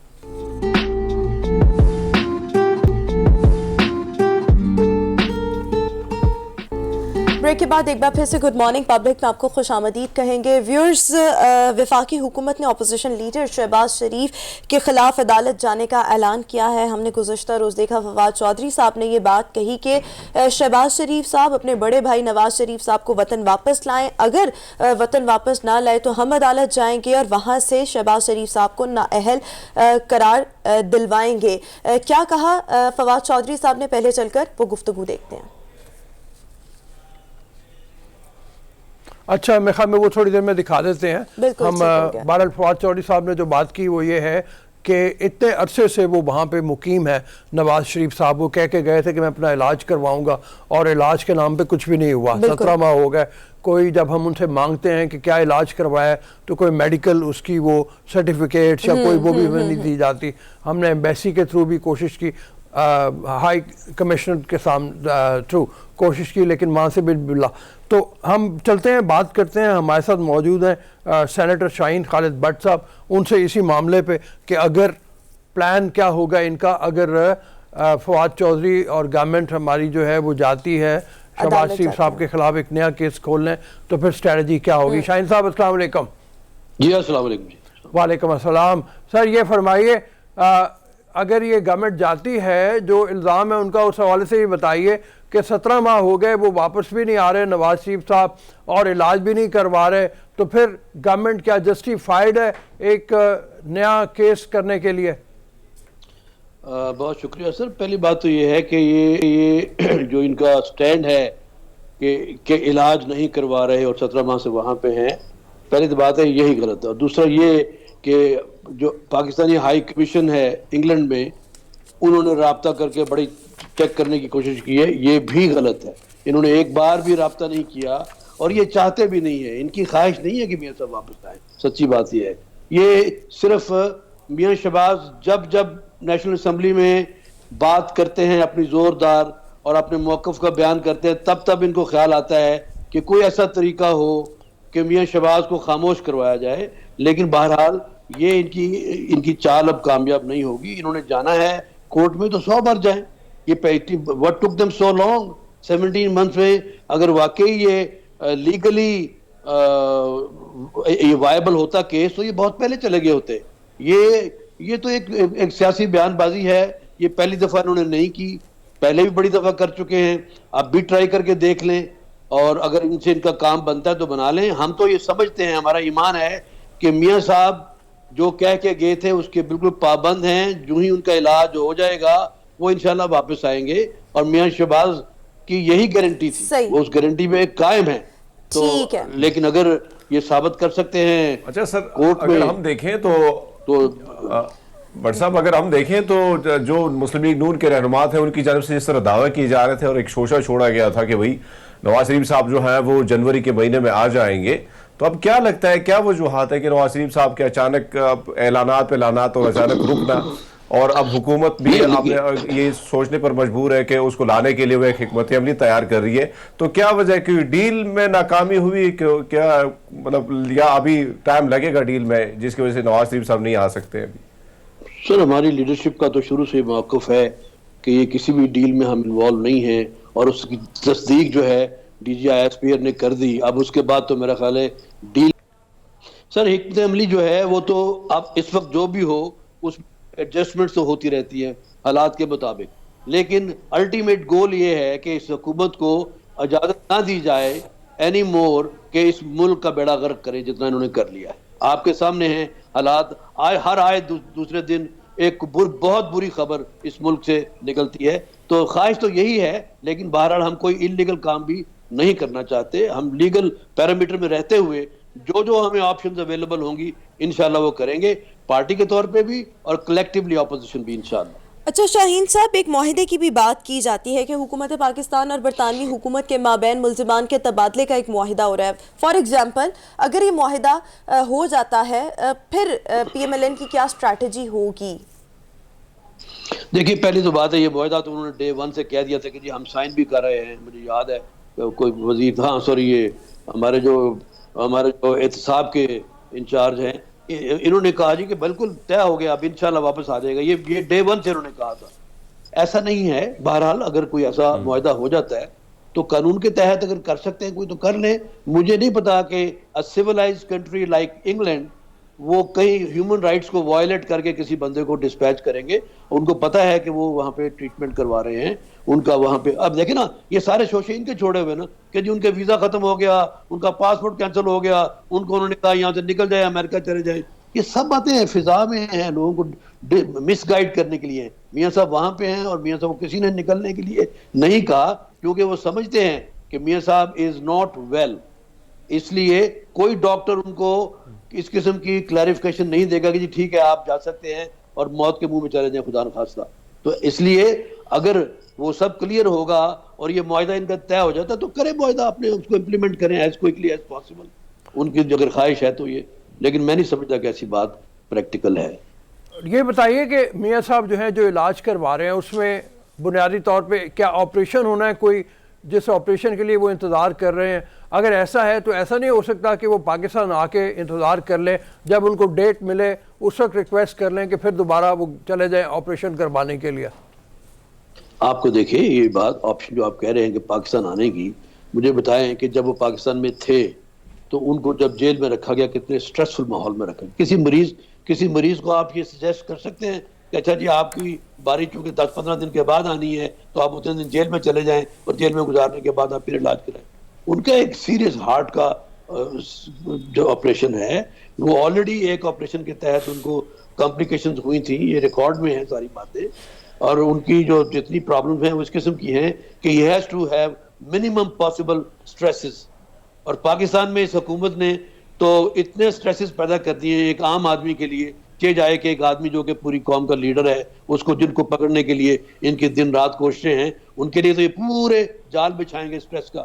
تو اس لیے میں نہیں سمجھتا, I am not a doctor, I am not a lawyer, But I think as a human being, I think that a person like him should not come into any under stress. It could be a medical stress or social stress. And ये मेरी राय है. बहरहाल doctor अगर समझेंगे वो इजाजत दे देंगे उनको. ठीक हो गया. बहुत शुक्रिया सेनेटर शाहीन खालिद भट्ट साहब हमारे साथ थे.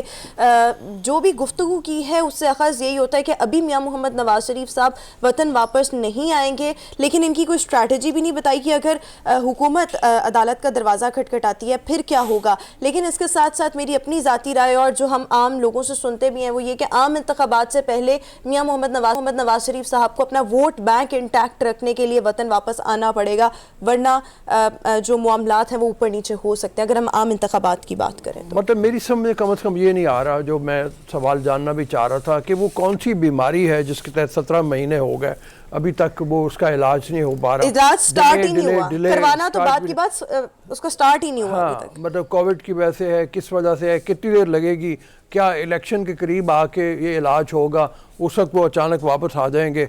मियाँ साहब जो हैं वो बड़े दबंग अंदाज में तकरीरें कर रहे हैं, जो उनके पॉइंट ऑफ व्यू है जिस वक्त वो बयान कर रहे होते हैं जज्बाती अंदाज में, उस वक्त ऐसी कोई चीज़ नहीं लगती कि वो कोई स्ट्रेस है या कोई और चीज़ है. वहाँ वो बड़े आराम से रह रहे हैं.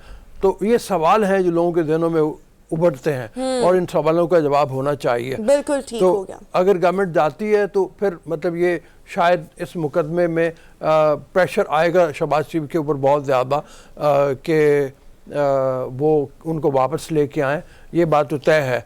लेकिन उसका क्या नतीजा निकलेगा ये तो वक्त ही बताएगा. आने वाला वक्त अभी हरमीत से ज़रा कमेंट लेते हैं ना. हरमीत, आपका क्या ख्याल है, ये क्या ऐसी बीमारी है जो 17 महीने हो गए?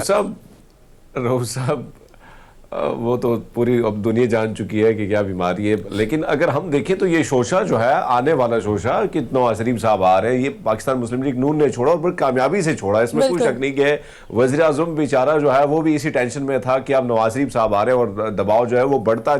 हमने देखा कि तहरीक इंसाफ के जितने मिनिस्टर थे उनके बयानात में भी ऐसा लग रहा था कि उनके बॉडी लैंग्वेज से हमें काफ़ी अंदाज़ा कि वो काफ़ी दबाव का शिकार है. ये कामयाब शोशा था. लेकिन अब ये लग रहा है कि शायद जो मुआहदा होने वाला था, जो मामला तय होने वाले थे, वो उसमें कुछ ना कुछ रुकावट आ गई, जिसकी वजह से नवाज शरीफ साहब को अपना ये जो वापसी का जो ये मामला था उसे थोड़ा सा डिले करना पड़ा. आएंगे तो ज़रूर आएंगे, लेकिन जब तक मामला तय नहीं होंगे तो उसके बाद आना उसका थोड़ा सा मुश्किल है. लेकिन बहरहाल अगर हम देखें तो यहाँ पे एक चीज़ अब ये भी हुकूमत भी रियलाइज़ कर चुकी है कि ये शोशा था. अब उनकी जानिब से अब दबाव डाला जा रहा है शहबाज शरीफ पे. लेकिन ये अब तक जो है पाकिस्तान मुस्लिम लीग नून का जो वर्कर है वो भी इसी हालत में, इसी कश्मकश में मुब्तला है कि कब, क्योंकि बयानिया जो है दो किस्म का बयानिया है. एक किस्म के बयानिया से क्योंकि नवाज शरीफ साहब के जो बयानिया है वो एक अलग है, शहबाज शरीफ का एक अलग बयानिया है. तो इसी में वो जो वर्कर है वो भी शशो पंज में शिकार है कि भैया अपनाएं कौन से बयाने पे हम चले, कौन सा बयाना जो है जिस पर पार्टी कायम होगी, क्या मौक़िफ़ होगा. तो मैं समझता हूँ कि नवाज शरीफ साहब अब बहुत हो गया, इलाज जो मेरे ख्याल में हो भी गया होगा, क्योंकि तस्वीरों में बड़े अच्छे खासे हेल्दी नजर आते हैं. तो आना चाहिए, क्योंकि पार्टी में बहुत सारी चीज़ें हम देखते हैं कि दरारें जो हैं वो बढ़ती जा रही हैं. जो उनके वर्कर हैं उनमें भी बहुत सारी चीज़ें जो है वो बहुत ज़्यादा वो साइड पे हो रहे हैं, उस शशोपन में का शिकार है. तो मेरे ख्याल में अब वक्त है. ठीक है, और बाकी जो तमाम मामलात हैं ऑब्वियसली वो आने वाला वक्त ही बताएंगे. क्विक ब्रेक की तरफ जाना है, ब्रेक के बाद वापस आएंगे. Good morning.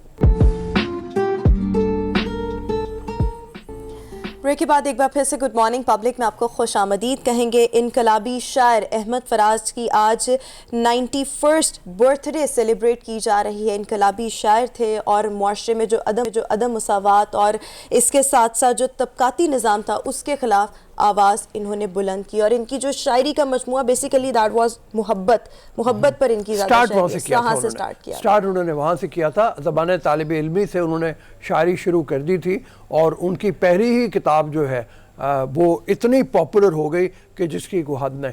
बाद में आहिस्ता उनके ऊपर इन्फ्लुएंस फैज़ का, अली सरदार जाफरी का जो है वो बहुत ज़्यादा पड़ा और उस असर की वजह से उन्होंने अपनी शायरी के अंदर एक इनकलाब का जो है वो मंजर पेश करना शुरू किया. बहुत खूबसूरत अंदाज के शायर, रोमांटिक पोएम्स उनकी जो हैं, गज़लें उनकी जो हैं वो बहुत ही लोगों को पसंद आती रही हैं. ज़बानी याद हैं. अब के हम बिछड़े तो शायद कभी ख्वाबों में मिलें, जिस तरह सूखे हुए फूल किताबों में मिलें. ये तो कमाल ही उनकी है. फिर ये जो है सुना है लोग उसे आंख भर के देखते हैं اس کے شہر میں کچھ دن ٹھہر کے دیکھتے ہیں. سنا ہے بولے تو باتوں سے پھول جھڑتے ہیں, یہ بات ہے تو چلو بات کر کے دیکھتے ہیں.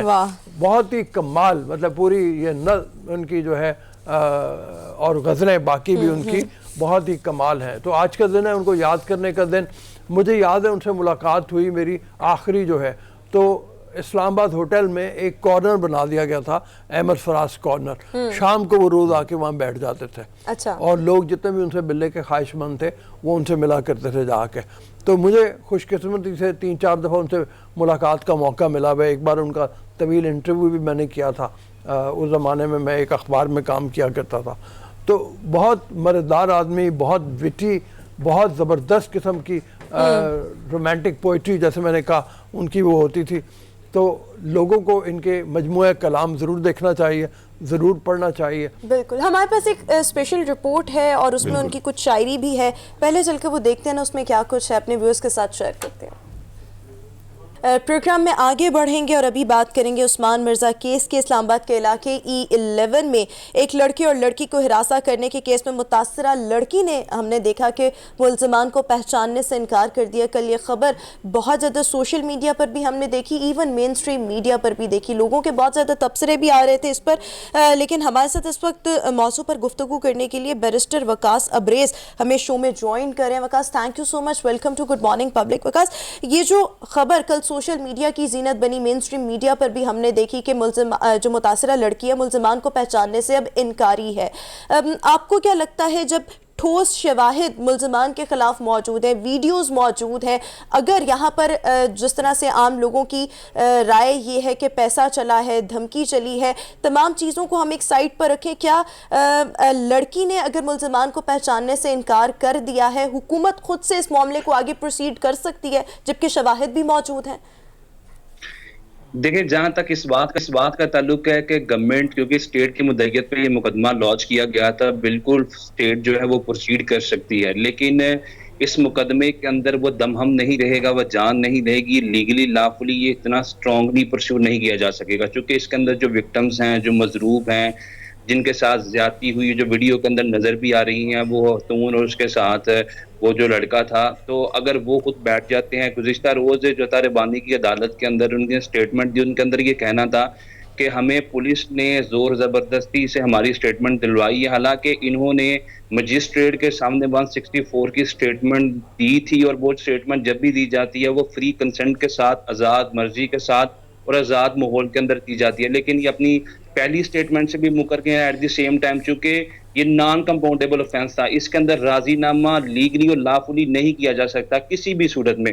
بہت سارے آفینسز اس طرح کے ہوتے ہیں کہ جس میں کورٹ میں بھی کمپرومائز جو ہے وہ فریقین کی طرف سے دائر کیا جا سکتا ہے, اور کورٹ اس کمپرومائز کی بیسس پہ ملزمان کو چھوڑ سکتی ہے. لیکن یہ ایک ایسا جرم تھا 354A, اگر کسی خاتون کو بے لباس کر دیا جاتا ہے یا اس کے کپڑے پھاڑ دیے جاتے ہیں یا زیادتی کی جاتی ہے, تو ایسے آفینس کے اندر یہ نان کمپاؤنڈیبل تھا, ناقابل راضی نامہ تھا. لہٰذا انہوں نے کیا کیا کہ یہ منکر ہو گئے, انکاری ہو گئے کہ یہ جو ملزمان ہیں یہ تو ہمارے ملزمان ہی نہیں ہیں, نہ ہمارے ساتھ کوئی اس طرح کا واقعہ پیش آیا, نہ وہ ویڈیو سچی ہے, نہ یہ ہمارے ملزمان ہیں.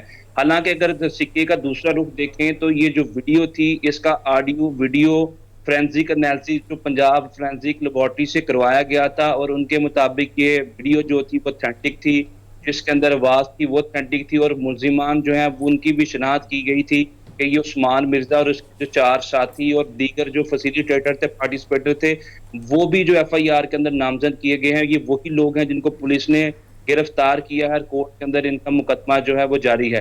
But this is very unfortunate on the part of those victims کے جن کے ساتھ ریاست کھڑی ہے, پاکستان کی عوام کھڑی ہے, لا انفورسنگ ایجنسیز کھڑی ہیں, اور پرائم منسٹر نے خود IG صاحب کو بلا کے اس پہ ڈائریکشن دی کہ کائنڈلی آپ اس کیس کو ویجیلنٹلی ایکٹیولی پرسیو کریں, اس کو ایک ٹیسٹ کیس بنائیں کہ آپ دیکھیں کہ شہر اقتدار کے بانوں کے نیچے اتنا بڑا حادثہ پیش آتا ہے, 9 مہینے گزرنے کے بعد جب وہ ویڈیو منظر عام پہ آتی ہے تو پولیس جو ہے وہ فل 4 FIR لانچ کرتی ہے. ایک جو سب سے ضروری بات یہ ہے, رؤوف صاحب اس بات سے آگے کریں گے کہ ہم اکثر اوقات پولیس پہ تنقید کرتے ہیں, کرٹیسائز کرتے ہیں معاشرے میں ان کے کردار پہ, ان کی پرفارمنس پہ, لیکن یہ ایسے کیسز ہیں جو میڈیا لائم لائٹ میں لاتی ہے, اس کو ہائی لائٹ کرتی ہے, اور پولیس بڑی ایفیشینٹ اور افیکٹو کارکردگی کا مظاہرہ کرتی ہے. لیکن اگر یہ لوگ اسی طرح ہماری لا انفورسنگ ایجنسی سے، ریاست سے اور لوگوں کے جذبات سے کھلواڑ کریں گے اور لیٹر آن جا کے مکر جائیں گے، تو میں یہ سمجھتا ہوں یہ کیس فیبل ہو جائے گا.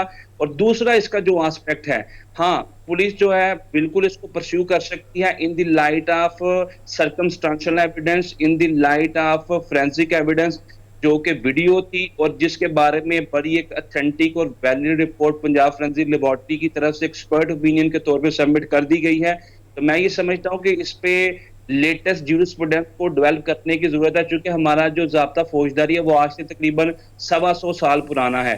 تو کورٹس جو ہیں، کورٹس کا کام ہے انٹرپریٹیشن آف لا، اور موجودہ وقت کے مطابق بھی کورٹ جو ہے وہ کوئی جیورسپروڈنس ڈیولپ کر سکتی ہے کہ اگر ایک مدعی جو ہے وہ منحرف ہو جائے یا اگر ایک وکٹم ہے وہ منحرف ہو جاتا ہے، وہ ایگزانوریٹ کر جاتا ہے، وہ ریٹریٹ کر جاتا ہے اپنی اسٹیٹمنٹ سے، what would be the fate and destiny of that case, that can be determined by the court of law.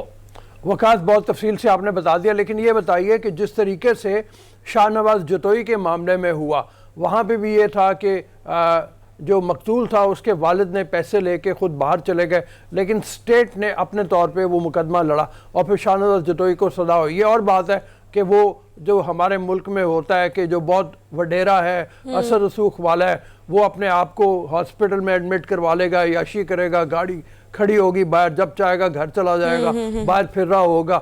وہ شاہ نواز جتوئی نے وہ اپنے تمام فوائد جو ہیں وہ حاصل کیے، لیکن خیر اس کے باوجود جیل میں وہ پہنچ گیا، سزا اس کو ہوئی. کیا یہاں پہ بھی ایسا نہیں ہو سکتا کہ مقدمہ اسٹیٹ لڑے؟ آپ نے پہلے اس کا جواب کچھ تو دیا ہے، لیکن ہونا تو یہی چاہیے کہ ایسے ملزمان عثمان مرزا جیسے جو ہیں ان کو چھوڑا نہ جائے. یہ اسی طرح کے کام کرتے رہیں گے، یہ اسی طرح سے دھونس سے، جبر سے، زبردستی سے لوگوں کو وکٹم بنائیں گے اپنا. تو جب یہ اسٹیٹ کو پتا ہو تو ان کو چھوڑا جانا نقصان دہ ثابت ہوگا. بالکل رف صاحب، I do agree with you. اس طرح کے لوگ جب اس کو گرفتار کیا گیا اس وقت بھی اس کی ایک سٹیٹمنٹ آئی تھی میڈیا کو، جاتے جاتے اس نے جیل میں یہ سٹیٹمنٹ دی تھی کہ میرے دوستوں کو بتا دیں کہ 2 یا 3 ہفتے کے لیے میرا موبائل فون آف رہے گا اور اس کے بعد میں یہ باہر آ جاؤں گا ضمانت پر، پھر باعزت بری ہو جاؤں گا. ایسے لوگ جو قانون کو اپنے پاؤں کی جوتی سمجھتے ہیں، قانون کے ساتھ کھلواڑ کرتے ہیں، ریاست کی آنکھوں میں آنکھیں ڈالتے ہیں اور بڑی آسانی سے قانونی طور پہ کوئی نہ کوئی سکم ڈھونڈ کے اپنا راستہ بنا سکتے ہیں. میں سمجھتا ہوں کہ ہماری ریاست کو، ہمارے قانون کو کبھی بھی سپیٹ نہیں کرنا چاہیے. جو شاہ جتوئی کے کیس کی آپ نے بات کی، that was all together different, کیونکہ اس کے اندر قتل کی دفعات کو شامل کیا گیا تھا اور قتل کے کیس کے اندر سیکشن 311 اپلائی کر سکتی ہے اسٹیٹ کے. اگر مدعیان جو ہے وہ منحرف ہو جاتے ہیں یا پیسے لے کے بیٹھ جاتے ہیں تو پھر بھی جو فساد فی لرز ہے سیکشن 311، یہ 2016 کی لیٹسٹ امینڈمنٹ کرمنل لا میں، تو ایسی صورتحال میں ریاست جو ہے اس مدعی کی جگہ سٹینڈ کر کے فساد فی لرز کی پروینس کو ٹریکٹ کر کے کورٹ اس کو سزا دے سکتی ہے. یہی جو معاملہ تھا 2016 کا، جو 2019 میں قندیل بلوچ کے کیس میں جو ملتان کی ماڈل کورٹ نے اپلائی کیا اور اس کے گھر والوں کی صلح صفائی کے باوجود بھی قندیل کے بھائی نے جو قتل کیا تھا اسے سزا دی. لیکن اس کیس کے اندر 311 اپلائی نہیں ہو سکتا جو کہ مرڈر نہیں ہوا. لیکن اس کے باوجود بھی جو آپ نے جس طرف اشارہ کیا، ریاست بالکل پرسیو کر سکتی ہے اور ایویڈنس جو کہ فرینسک ایویڈنس ہے، جو ویڈیو ہے، جو آڈیو ہے، جو اتھینٹک ہے، اس کے اوپر عدالت کے اندر پرسیو کر سکتی ہے. لیکن جو میں نے پہلے بات کی کہ عدالت کو اس کے اوپر جورسپروڈنس ڈیولپ کرنے کی ضرورت ہے. بہت سارے ریسنٹ سوسائٹی میں اس طرح کے کیسز ہیں جس میں مدعیان بعد میں مکر جاتے ہیں یا بعد میں کھڑے نہیں رہتے. تو ایسے کیسز میں یہ سمجھتا ہوں کہ جو ہمارے فورینسک ایویڈنس ہیں اس پہ کورٹ ریلائی کرتے ہوئے سزا دے سکتی ہے اور کورٹ کو اس کیس کے اندر پریسیڈنٹ سیٹ کرنا چاہیے. یہ درندے، یہ شفاق جانور، یہ اس طرح کے بھیڑیے جو معاشرے میں وارن ٹیرر کی سچویشن کو پروموٹ کرتے ہیں، لوگوں کی بچیوں کی عزتوں کے ساتھ کھلواڑ کرتے ہیں اور بعد میں دوست جماتے ہیں، ان کو زور زبردستی سے اپنے حق میں سٹیٹمنٹ دینے کے لیے پیسے بھی دیتے ہیں، ڈراتے بھی ہیں، دھمکاتے بھی ہیں. ریاست ایسے لوگوں کو بالکل سپیئر نہ کرے. ایسے لوگ جو ریاست کی آنکھوں میں آنکھیں ڈالتے ہیں، ریاست ان کی آنکھیں نکالنے کی وقاص افریز، میں تھوڑا سا اب سے ویسے بھی جاننا چاہوں گا، کچھ شیئر بھی کروں گا. وقاص افریز، نوٹس لیے جاتے ہیں، وزیر اعظم کا نوٹس، یہ ساری چیزیں ہم نے بھی دیکھی ہیں اپنی لائف میں، لیکن جب وقت بدلتا ہے، تھوڑے بہت حالات بدلتے ہیں تو بیوروکریسی جو ہے، جو ایس ایس پی یا پولیس ڈپارٹمنٹ ہے، وہ آپ کی کال کا اسی طرح رسپانس نہیں دیتا جو جب تک خبریں جو ہے میڈیا میں گردش کرتی ہیں، اس کے بعد جب خبریں ختم ہو جاتی ہیں کوئی پوچھ گچھ نہیں ہوتی. متاثرہ خاندان پر دباؤ بھی ڈالا جاتا ہے، پیسے کی لالچ بھی دی جاتی ہے. لیکن اس کیس میں اگر میں دیکھوں تو اسی میں بھی ایسا ہی ہوا ہوگا, اور میں نے خود دیکھا ہے, بلکہ فیس کر رہا ہوں ساری چیزوں کو. اب مجھے یہ بتایا کہ اگر ریاست, اگر یہ لوگ انکاری ہو جاتے ہیں تو ریاست, جس طرح رؤوف صاحب نے فرمایا کہ اگر ریاست انوالو ہو جاتی ہے تو کتنا ہو سکتا ہے, کتنی قید ہو سکتی ہے اس ملزم کو؟ حرمیت, چونکہ اس کیس کے اندر جو 354A کا اطلاق کیا گیا ہے جس کی سزائے موت ہے یا امپریزمنٹ فار لائف ہے, لیکن جب انسٹرکٹو سینس جو ہے وہ ایویڈنس یہ چیز پروو نہ کر سکے یا وکٹمز بیٹھ جائیں یا منحرف ہو جائیں یا انکاری ہو جائیں, تو پھر اس صورتحال میں جو سزا انسٹرکٹو سینس سیکشن اور دفعات کے حوالے سے کورٹ جو ہے وہ انفورس نہیں کر سکتی, بلکہ بعض اوقات تو باعزت بری کر دیتی ہے. لیکن اگر فورینزک ایویڈنس پہ بھی ریلائی کیا جائے تو میرے خیال میں میکسیمم 10 سال سے لے کے تو اس کو 20 سال تک کی سزا دی جا سکتی ہے کورٹ آف لاء کی طرف سے. لیکن چونکہ یہ سارا سناریو جو آپ نے ڈسکس کیا, میں یہ سمجھتا ہوں ویری فرسٹ ڈے سے آنورڈ اس جوڑے کو جو تحفظ دیا جانا چاہیے تھا, پولیس کی کسٹڈی اس کو دینی چاہیے تھی, 2-3 گارڈز دینے چاہیے تھے, اور ان کے فون نمبر جو تھے ان کے اوپر بھی جو واچ ڈاگ تھا وہ صورتحال اپلائی کرنی چاہیے تھی, تاکہ کون لوگ ان کے کانٹیکٹ میں ہیں. اگر یہ پولیس نے اتنی ایفیشینٹ کارکردگی دکھائی ہے, جو D I G operation Afzal کوثر صاحب اور رحمان صاحب جو کہ ایس پی انویسٹیگیشن ہے, میں سمجھتا ہوں کہ اس تمام محنت پہ پانی پھیر دیا گیا. عوام کی امیدوں پہ بھی یہ لوگ جو ہے انہوں نے وہ پانی پھیر دیا. تو ایسی صورتحال میں اسٹیٹ جو ہے یہ جوڑا جو ہے اگر کل کو مکر جاتا ہے اور یہ لوگ باعزت بری ہوتے ہیں تو فالس گیونگ ایویڈنس یا پرجری کی کورٹ آف لاء سے ان کو سزا دی جا سکتی ہے, تاکہ اگر یہ لوگ جن کے ساتھ ریاست کھڑی ہے, عوام کھڑی ہے, میڈیا کھڑا ہے, پوری پاکستان کی ایجنسیز کھڑی ہیں, اس کے باوجود بھی یہ لوگ اگر قانون کا خلوار سمجھتے ہیں یا ریاست کے ساتھ مذاق کرتے ہیں بنارے پاکستان کی صورت میں یا اس کیس کی صورت میں, تو پھر ان لوگوں کے خلاف بھی کارروائی ہونی چاہیے, تاکہ کل کلا جو کھڑا ہو وہ مکمل طور پہ کھڑا ہو, تمام لا انفورسنگ ایجنسیز اس کی سپورٹ کریں, اور اگر کسی نے پرسو نہیں کرنا تو وہ پہلے دن ہی بیٹھ جائے. یہ بڑا امپورٹنٹ پوائنٹ وقاص نے اٹھایا ہے کہ ان لوگوں کے خلاف بھی جو بیٹھ جائیں مقدمہ ہونا چاہیے کوئی نہ کوئی. جب آپ کہہ رہے ہیں کہ آپ کے پاس ویڈیو ایویڈنس موجود ہے, آڈیو ایویڈنس موجود ہے, اس کا فورینزک ٹیسٹ آپ نے کہا کروا لیا جائے اور اس کے بعد ہو, تو یہ بتائیے کہ ذرا دوبارہ میں یہ پوچھ رہا ہوں کہ یہ لڑکی اور لڑکا جنہوں نے مقدمہ شروع میں درج کروایا تھا, ان کے خلاف کارروائی اگر ہو تو ان کو کتنی سزا ہو سکتی ہے؟ ڈاکٹر صاحب, ایک تو یہ بات میں آپ کو گوشگزار کرنا چاہوں گا کہ فورینزک اس کا ٹیسٹ ہو چکا ہے, انالیسس ہو چکا ہے, اس کے مطابق انہی لوگوں نے جرم کیا. سیکنڈلی جو آپ نے کہا ہے کہ فالس گیونگ ایویڈنس یا پرجری کی کیا سزا ہے, وہ سیکشن 192 سے لے کے onward section 200 Pakistan penal code کے اندر اننسیٹ کی گئی ہے, جو 3 سال سے لے کے 7 سال تک ہے. لہٰذا اس کیس کو 3 سال سے لے کر یعنی کہ 7 سال تک قید ہو سکتی ہے. بیرسٹر وقاص ابریز ہمارے ساتھ موجود تھے. ویورز ابھی ہمیں بریک پر جانا ہے, بریک کے بعد واپس آئیں گے. Welcome to the show after the break. ہم بریک سے پہلے بات کر رہے تھے وقاص ابریز خان سے ایک کیس کے حوالے سے جس میں متاثرہ لڑکی نے ملزمان کو اب پہچاننے سے انکار کر دیا. پہلے عثمان مرزا اور اس کے ساتھیوں نے ان کو پکڑا, زبردستی ان کے ساتھ ان کے کپڑے پھاڑے, ان کے برہنہ حالت میں ان کے اوپر تشدد کیا, ان کو تشدد کر کے ان کی تصویریں بنائیں, اور یہ تمام باتیں جتنی بھی ہیں ان کو ویڈیو کے اوپر آپ دیکھ سکتے ہیں, ملزمان کو پہچان سکتے ہیں. لیکن ابھی وہ لڑکی اور وہ یہ کہہ رہی ہے کہ جناب میں ان کو نہیں جانتی, میں ان کو نہیں پہچانتی, اور اس نے مقدمہ واپس لینے کی درخواست کی ہے. ہمارا خیال یہی ہے کہ ایسے معاملے میں مقدمہ واپس نہیں ہونا چاہیے. اسٹیٹ کو ایسے درندوں کے خلاف جو بالکل ٹھیک اسٹیٹ کو واقعی ابھی اگر لڑکی بھی جس طرح سے متاثرہ لڑکی ہے وہ پیچھے ہٹ رہی ہے اس کیس سے, بٹ ہونا یہ چاہیے کہ ایویڈنسز موجود ہیں, آڈیو کلپس ویڈیو کلپس موجود ہیں, آڈیو ریکارڈنگز بھی کچھ موجود ہیں. اس کی بیس پر اب حکومت کو چاہیے کہ اس کیس کو آگے پروسیڈ کرے, تاکہ جب اس کا فیصلہ ہو تو ایسے تمام لوگ جو اس طرح کی حرکتیں کرتے ہیں, ایسے تمام ملزمان, ان کے مطلب دوسرے جو لوگ ہیں اوبویسلی ان کی حوصلہ شکنی ہوں اور ایک پریسیڈنٹ سیٹ کیا جا سکے.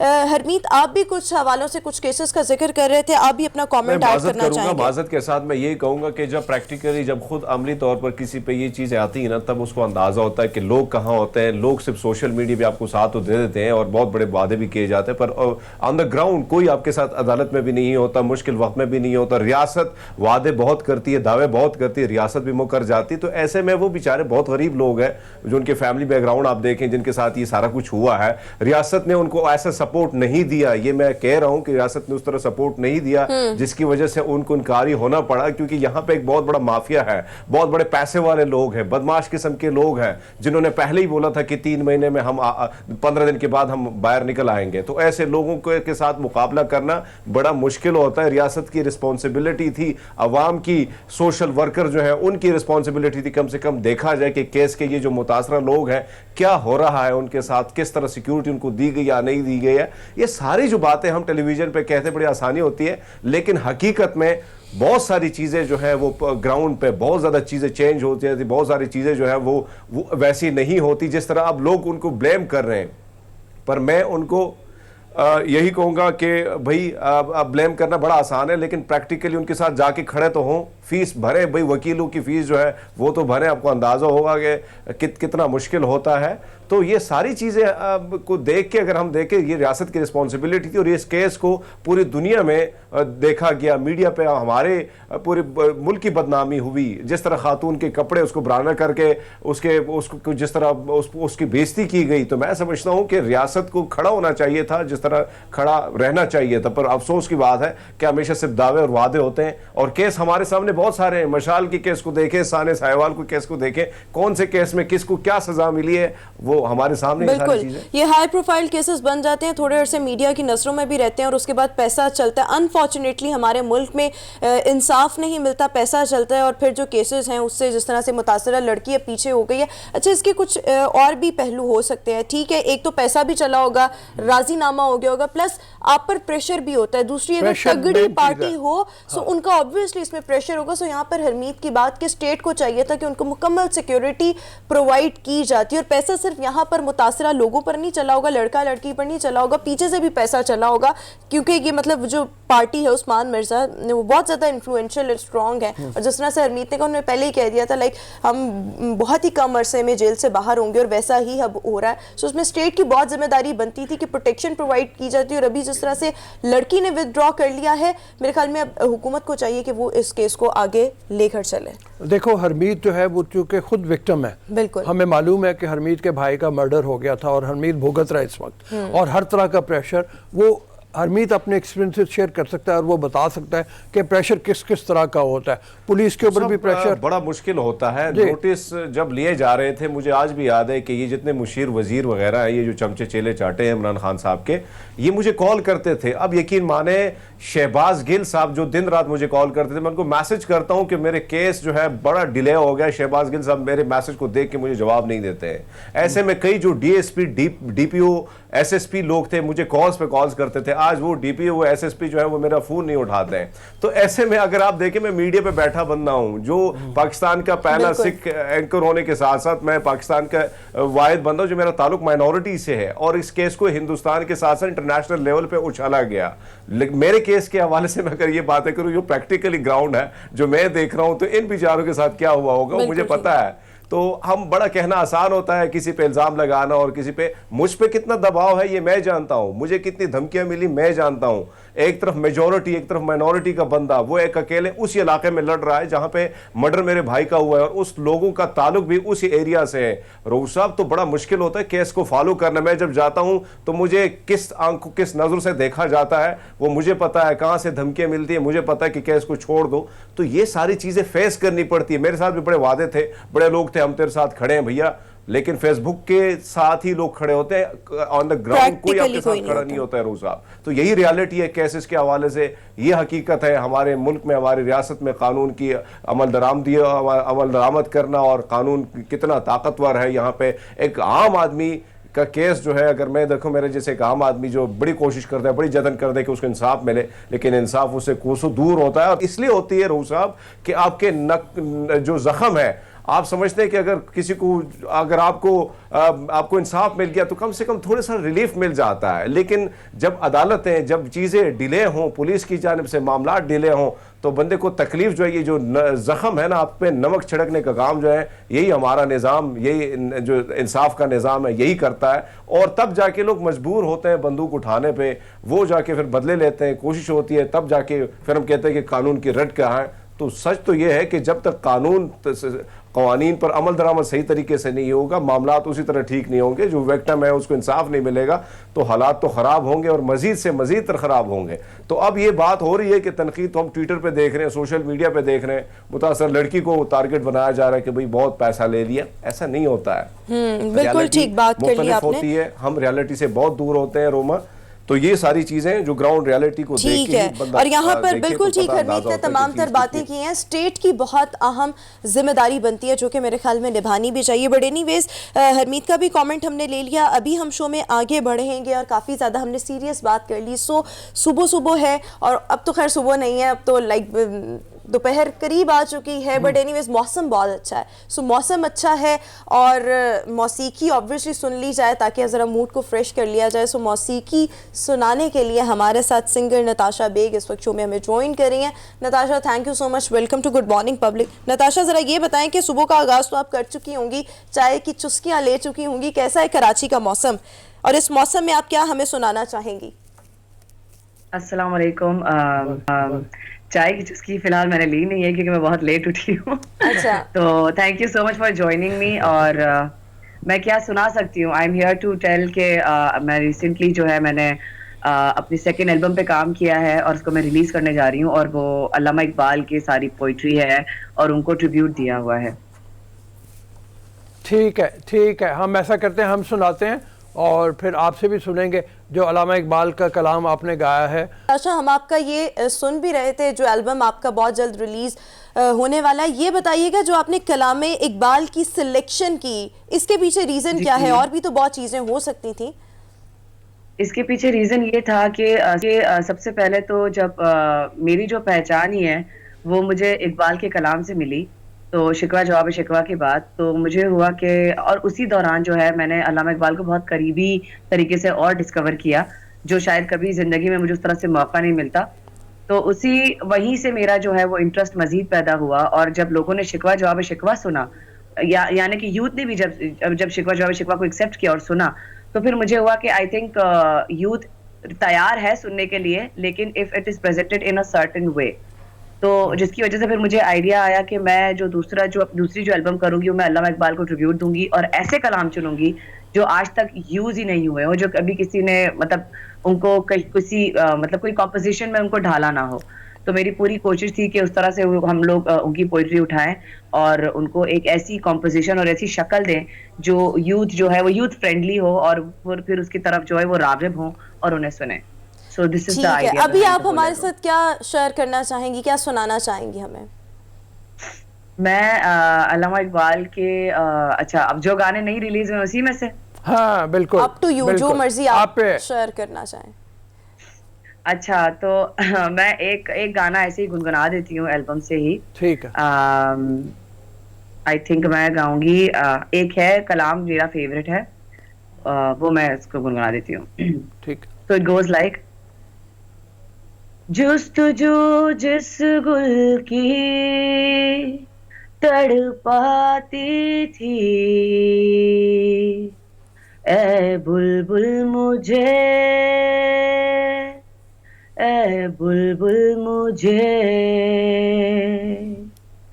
خوبی قسمت سے آخر مل گیا، وہ گل مجھے، وہ گل مجھے۔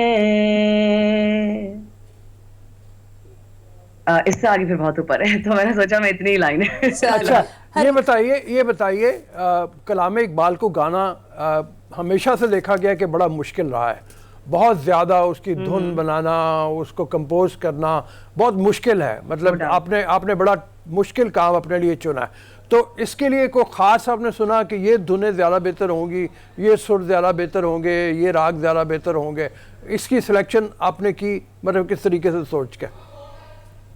آپ نے بالکل صحیح بات یہاں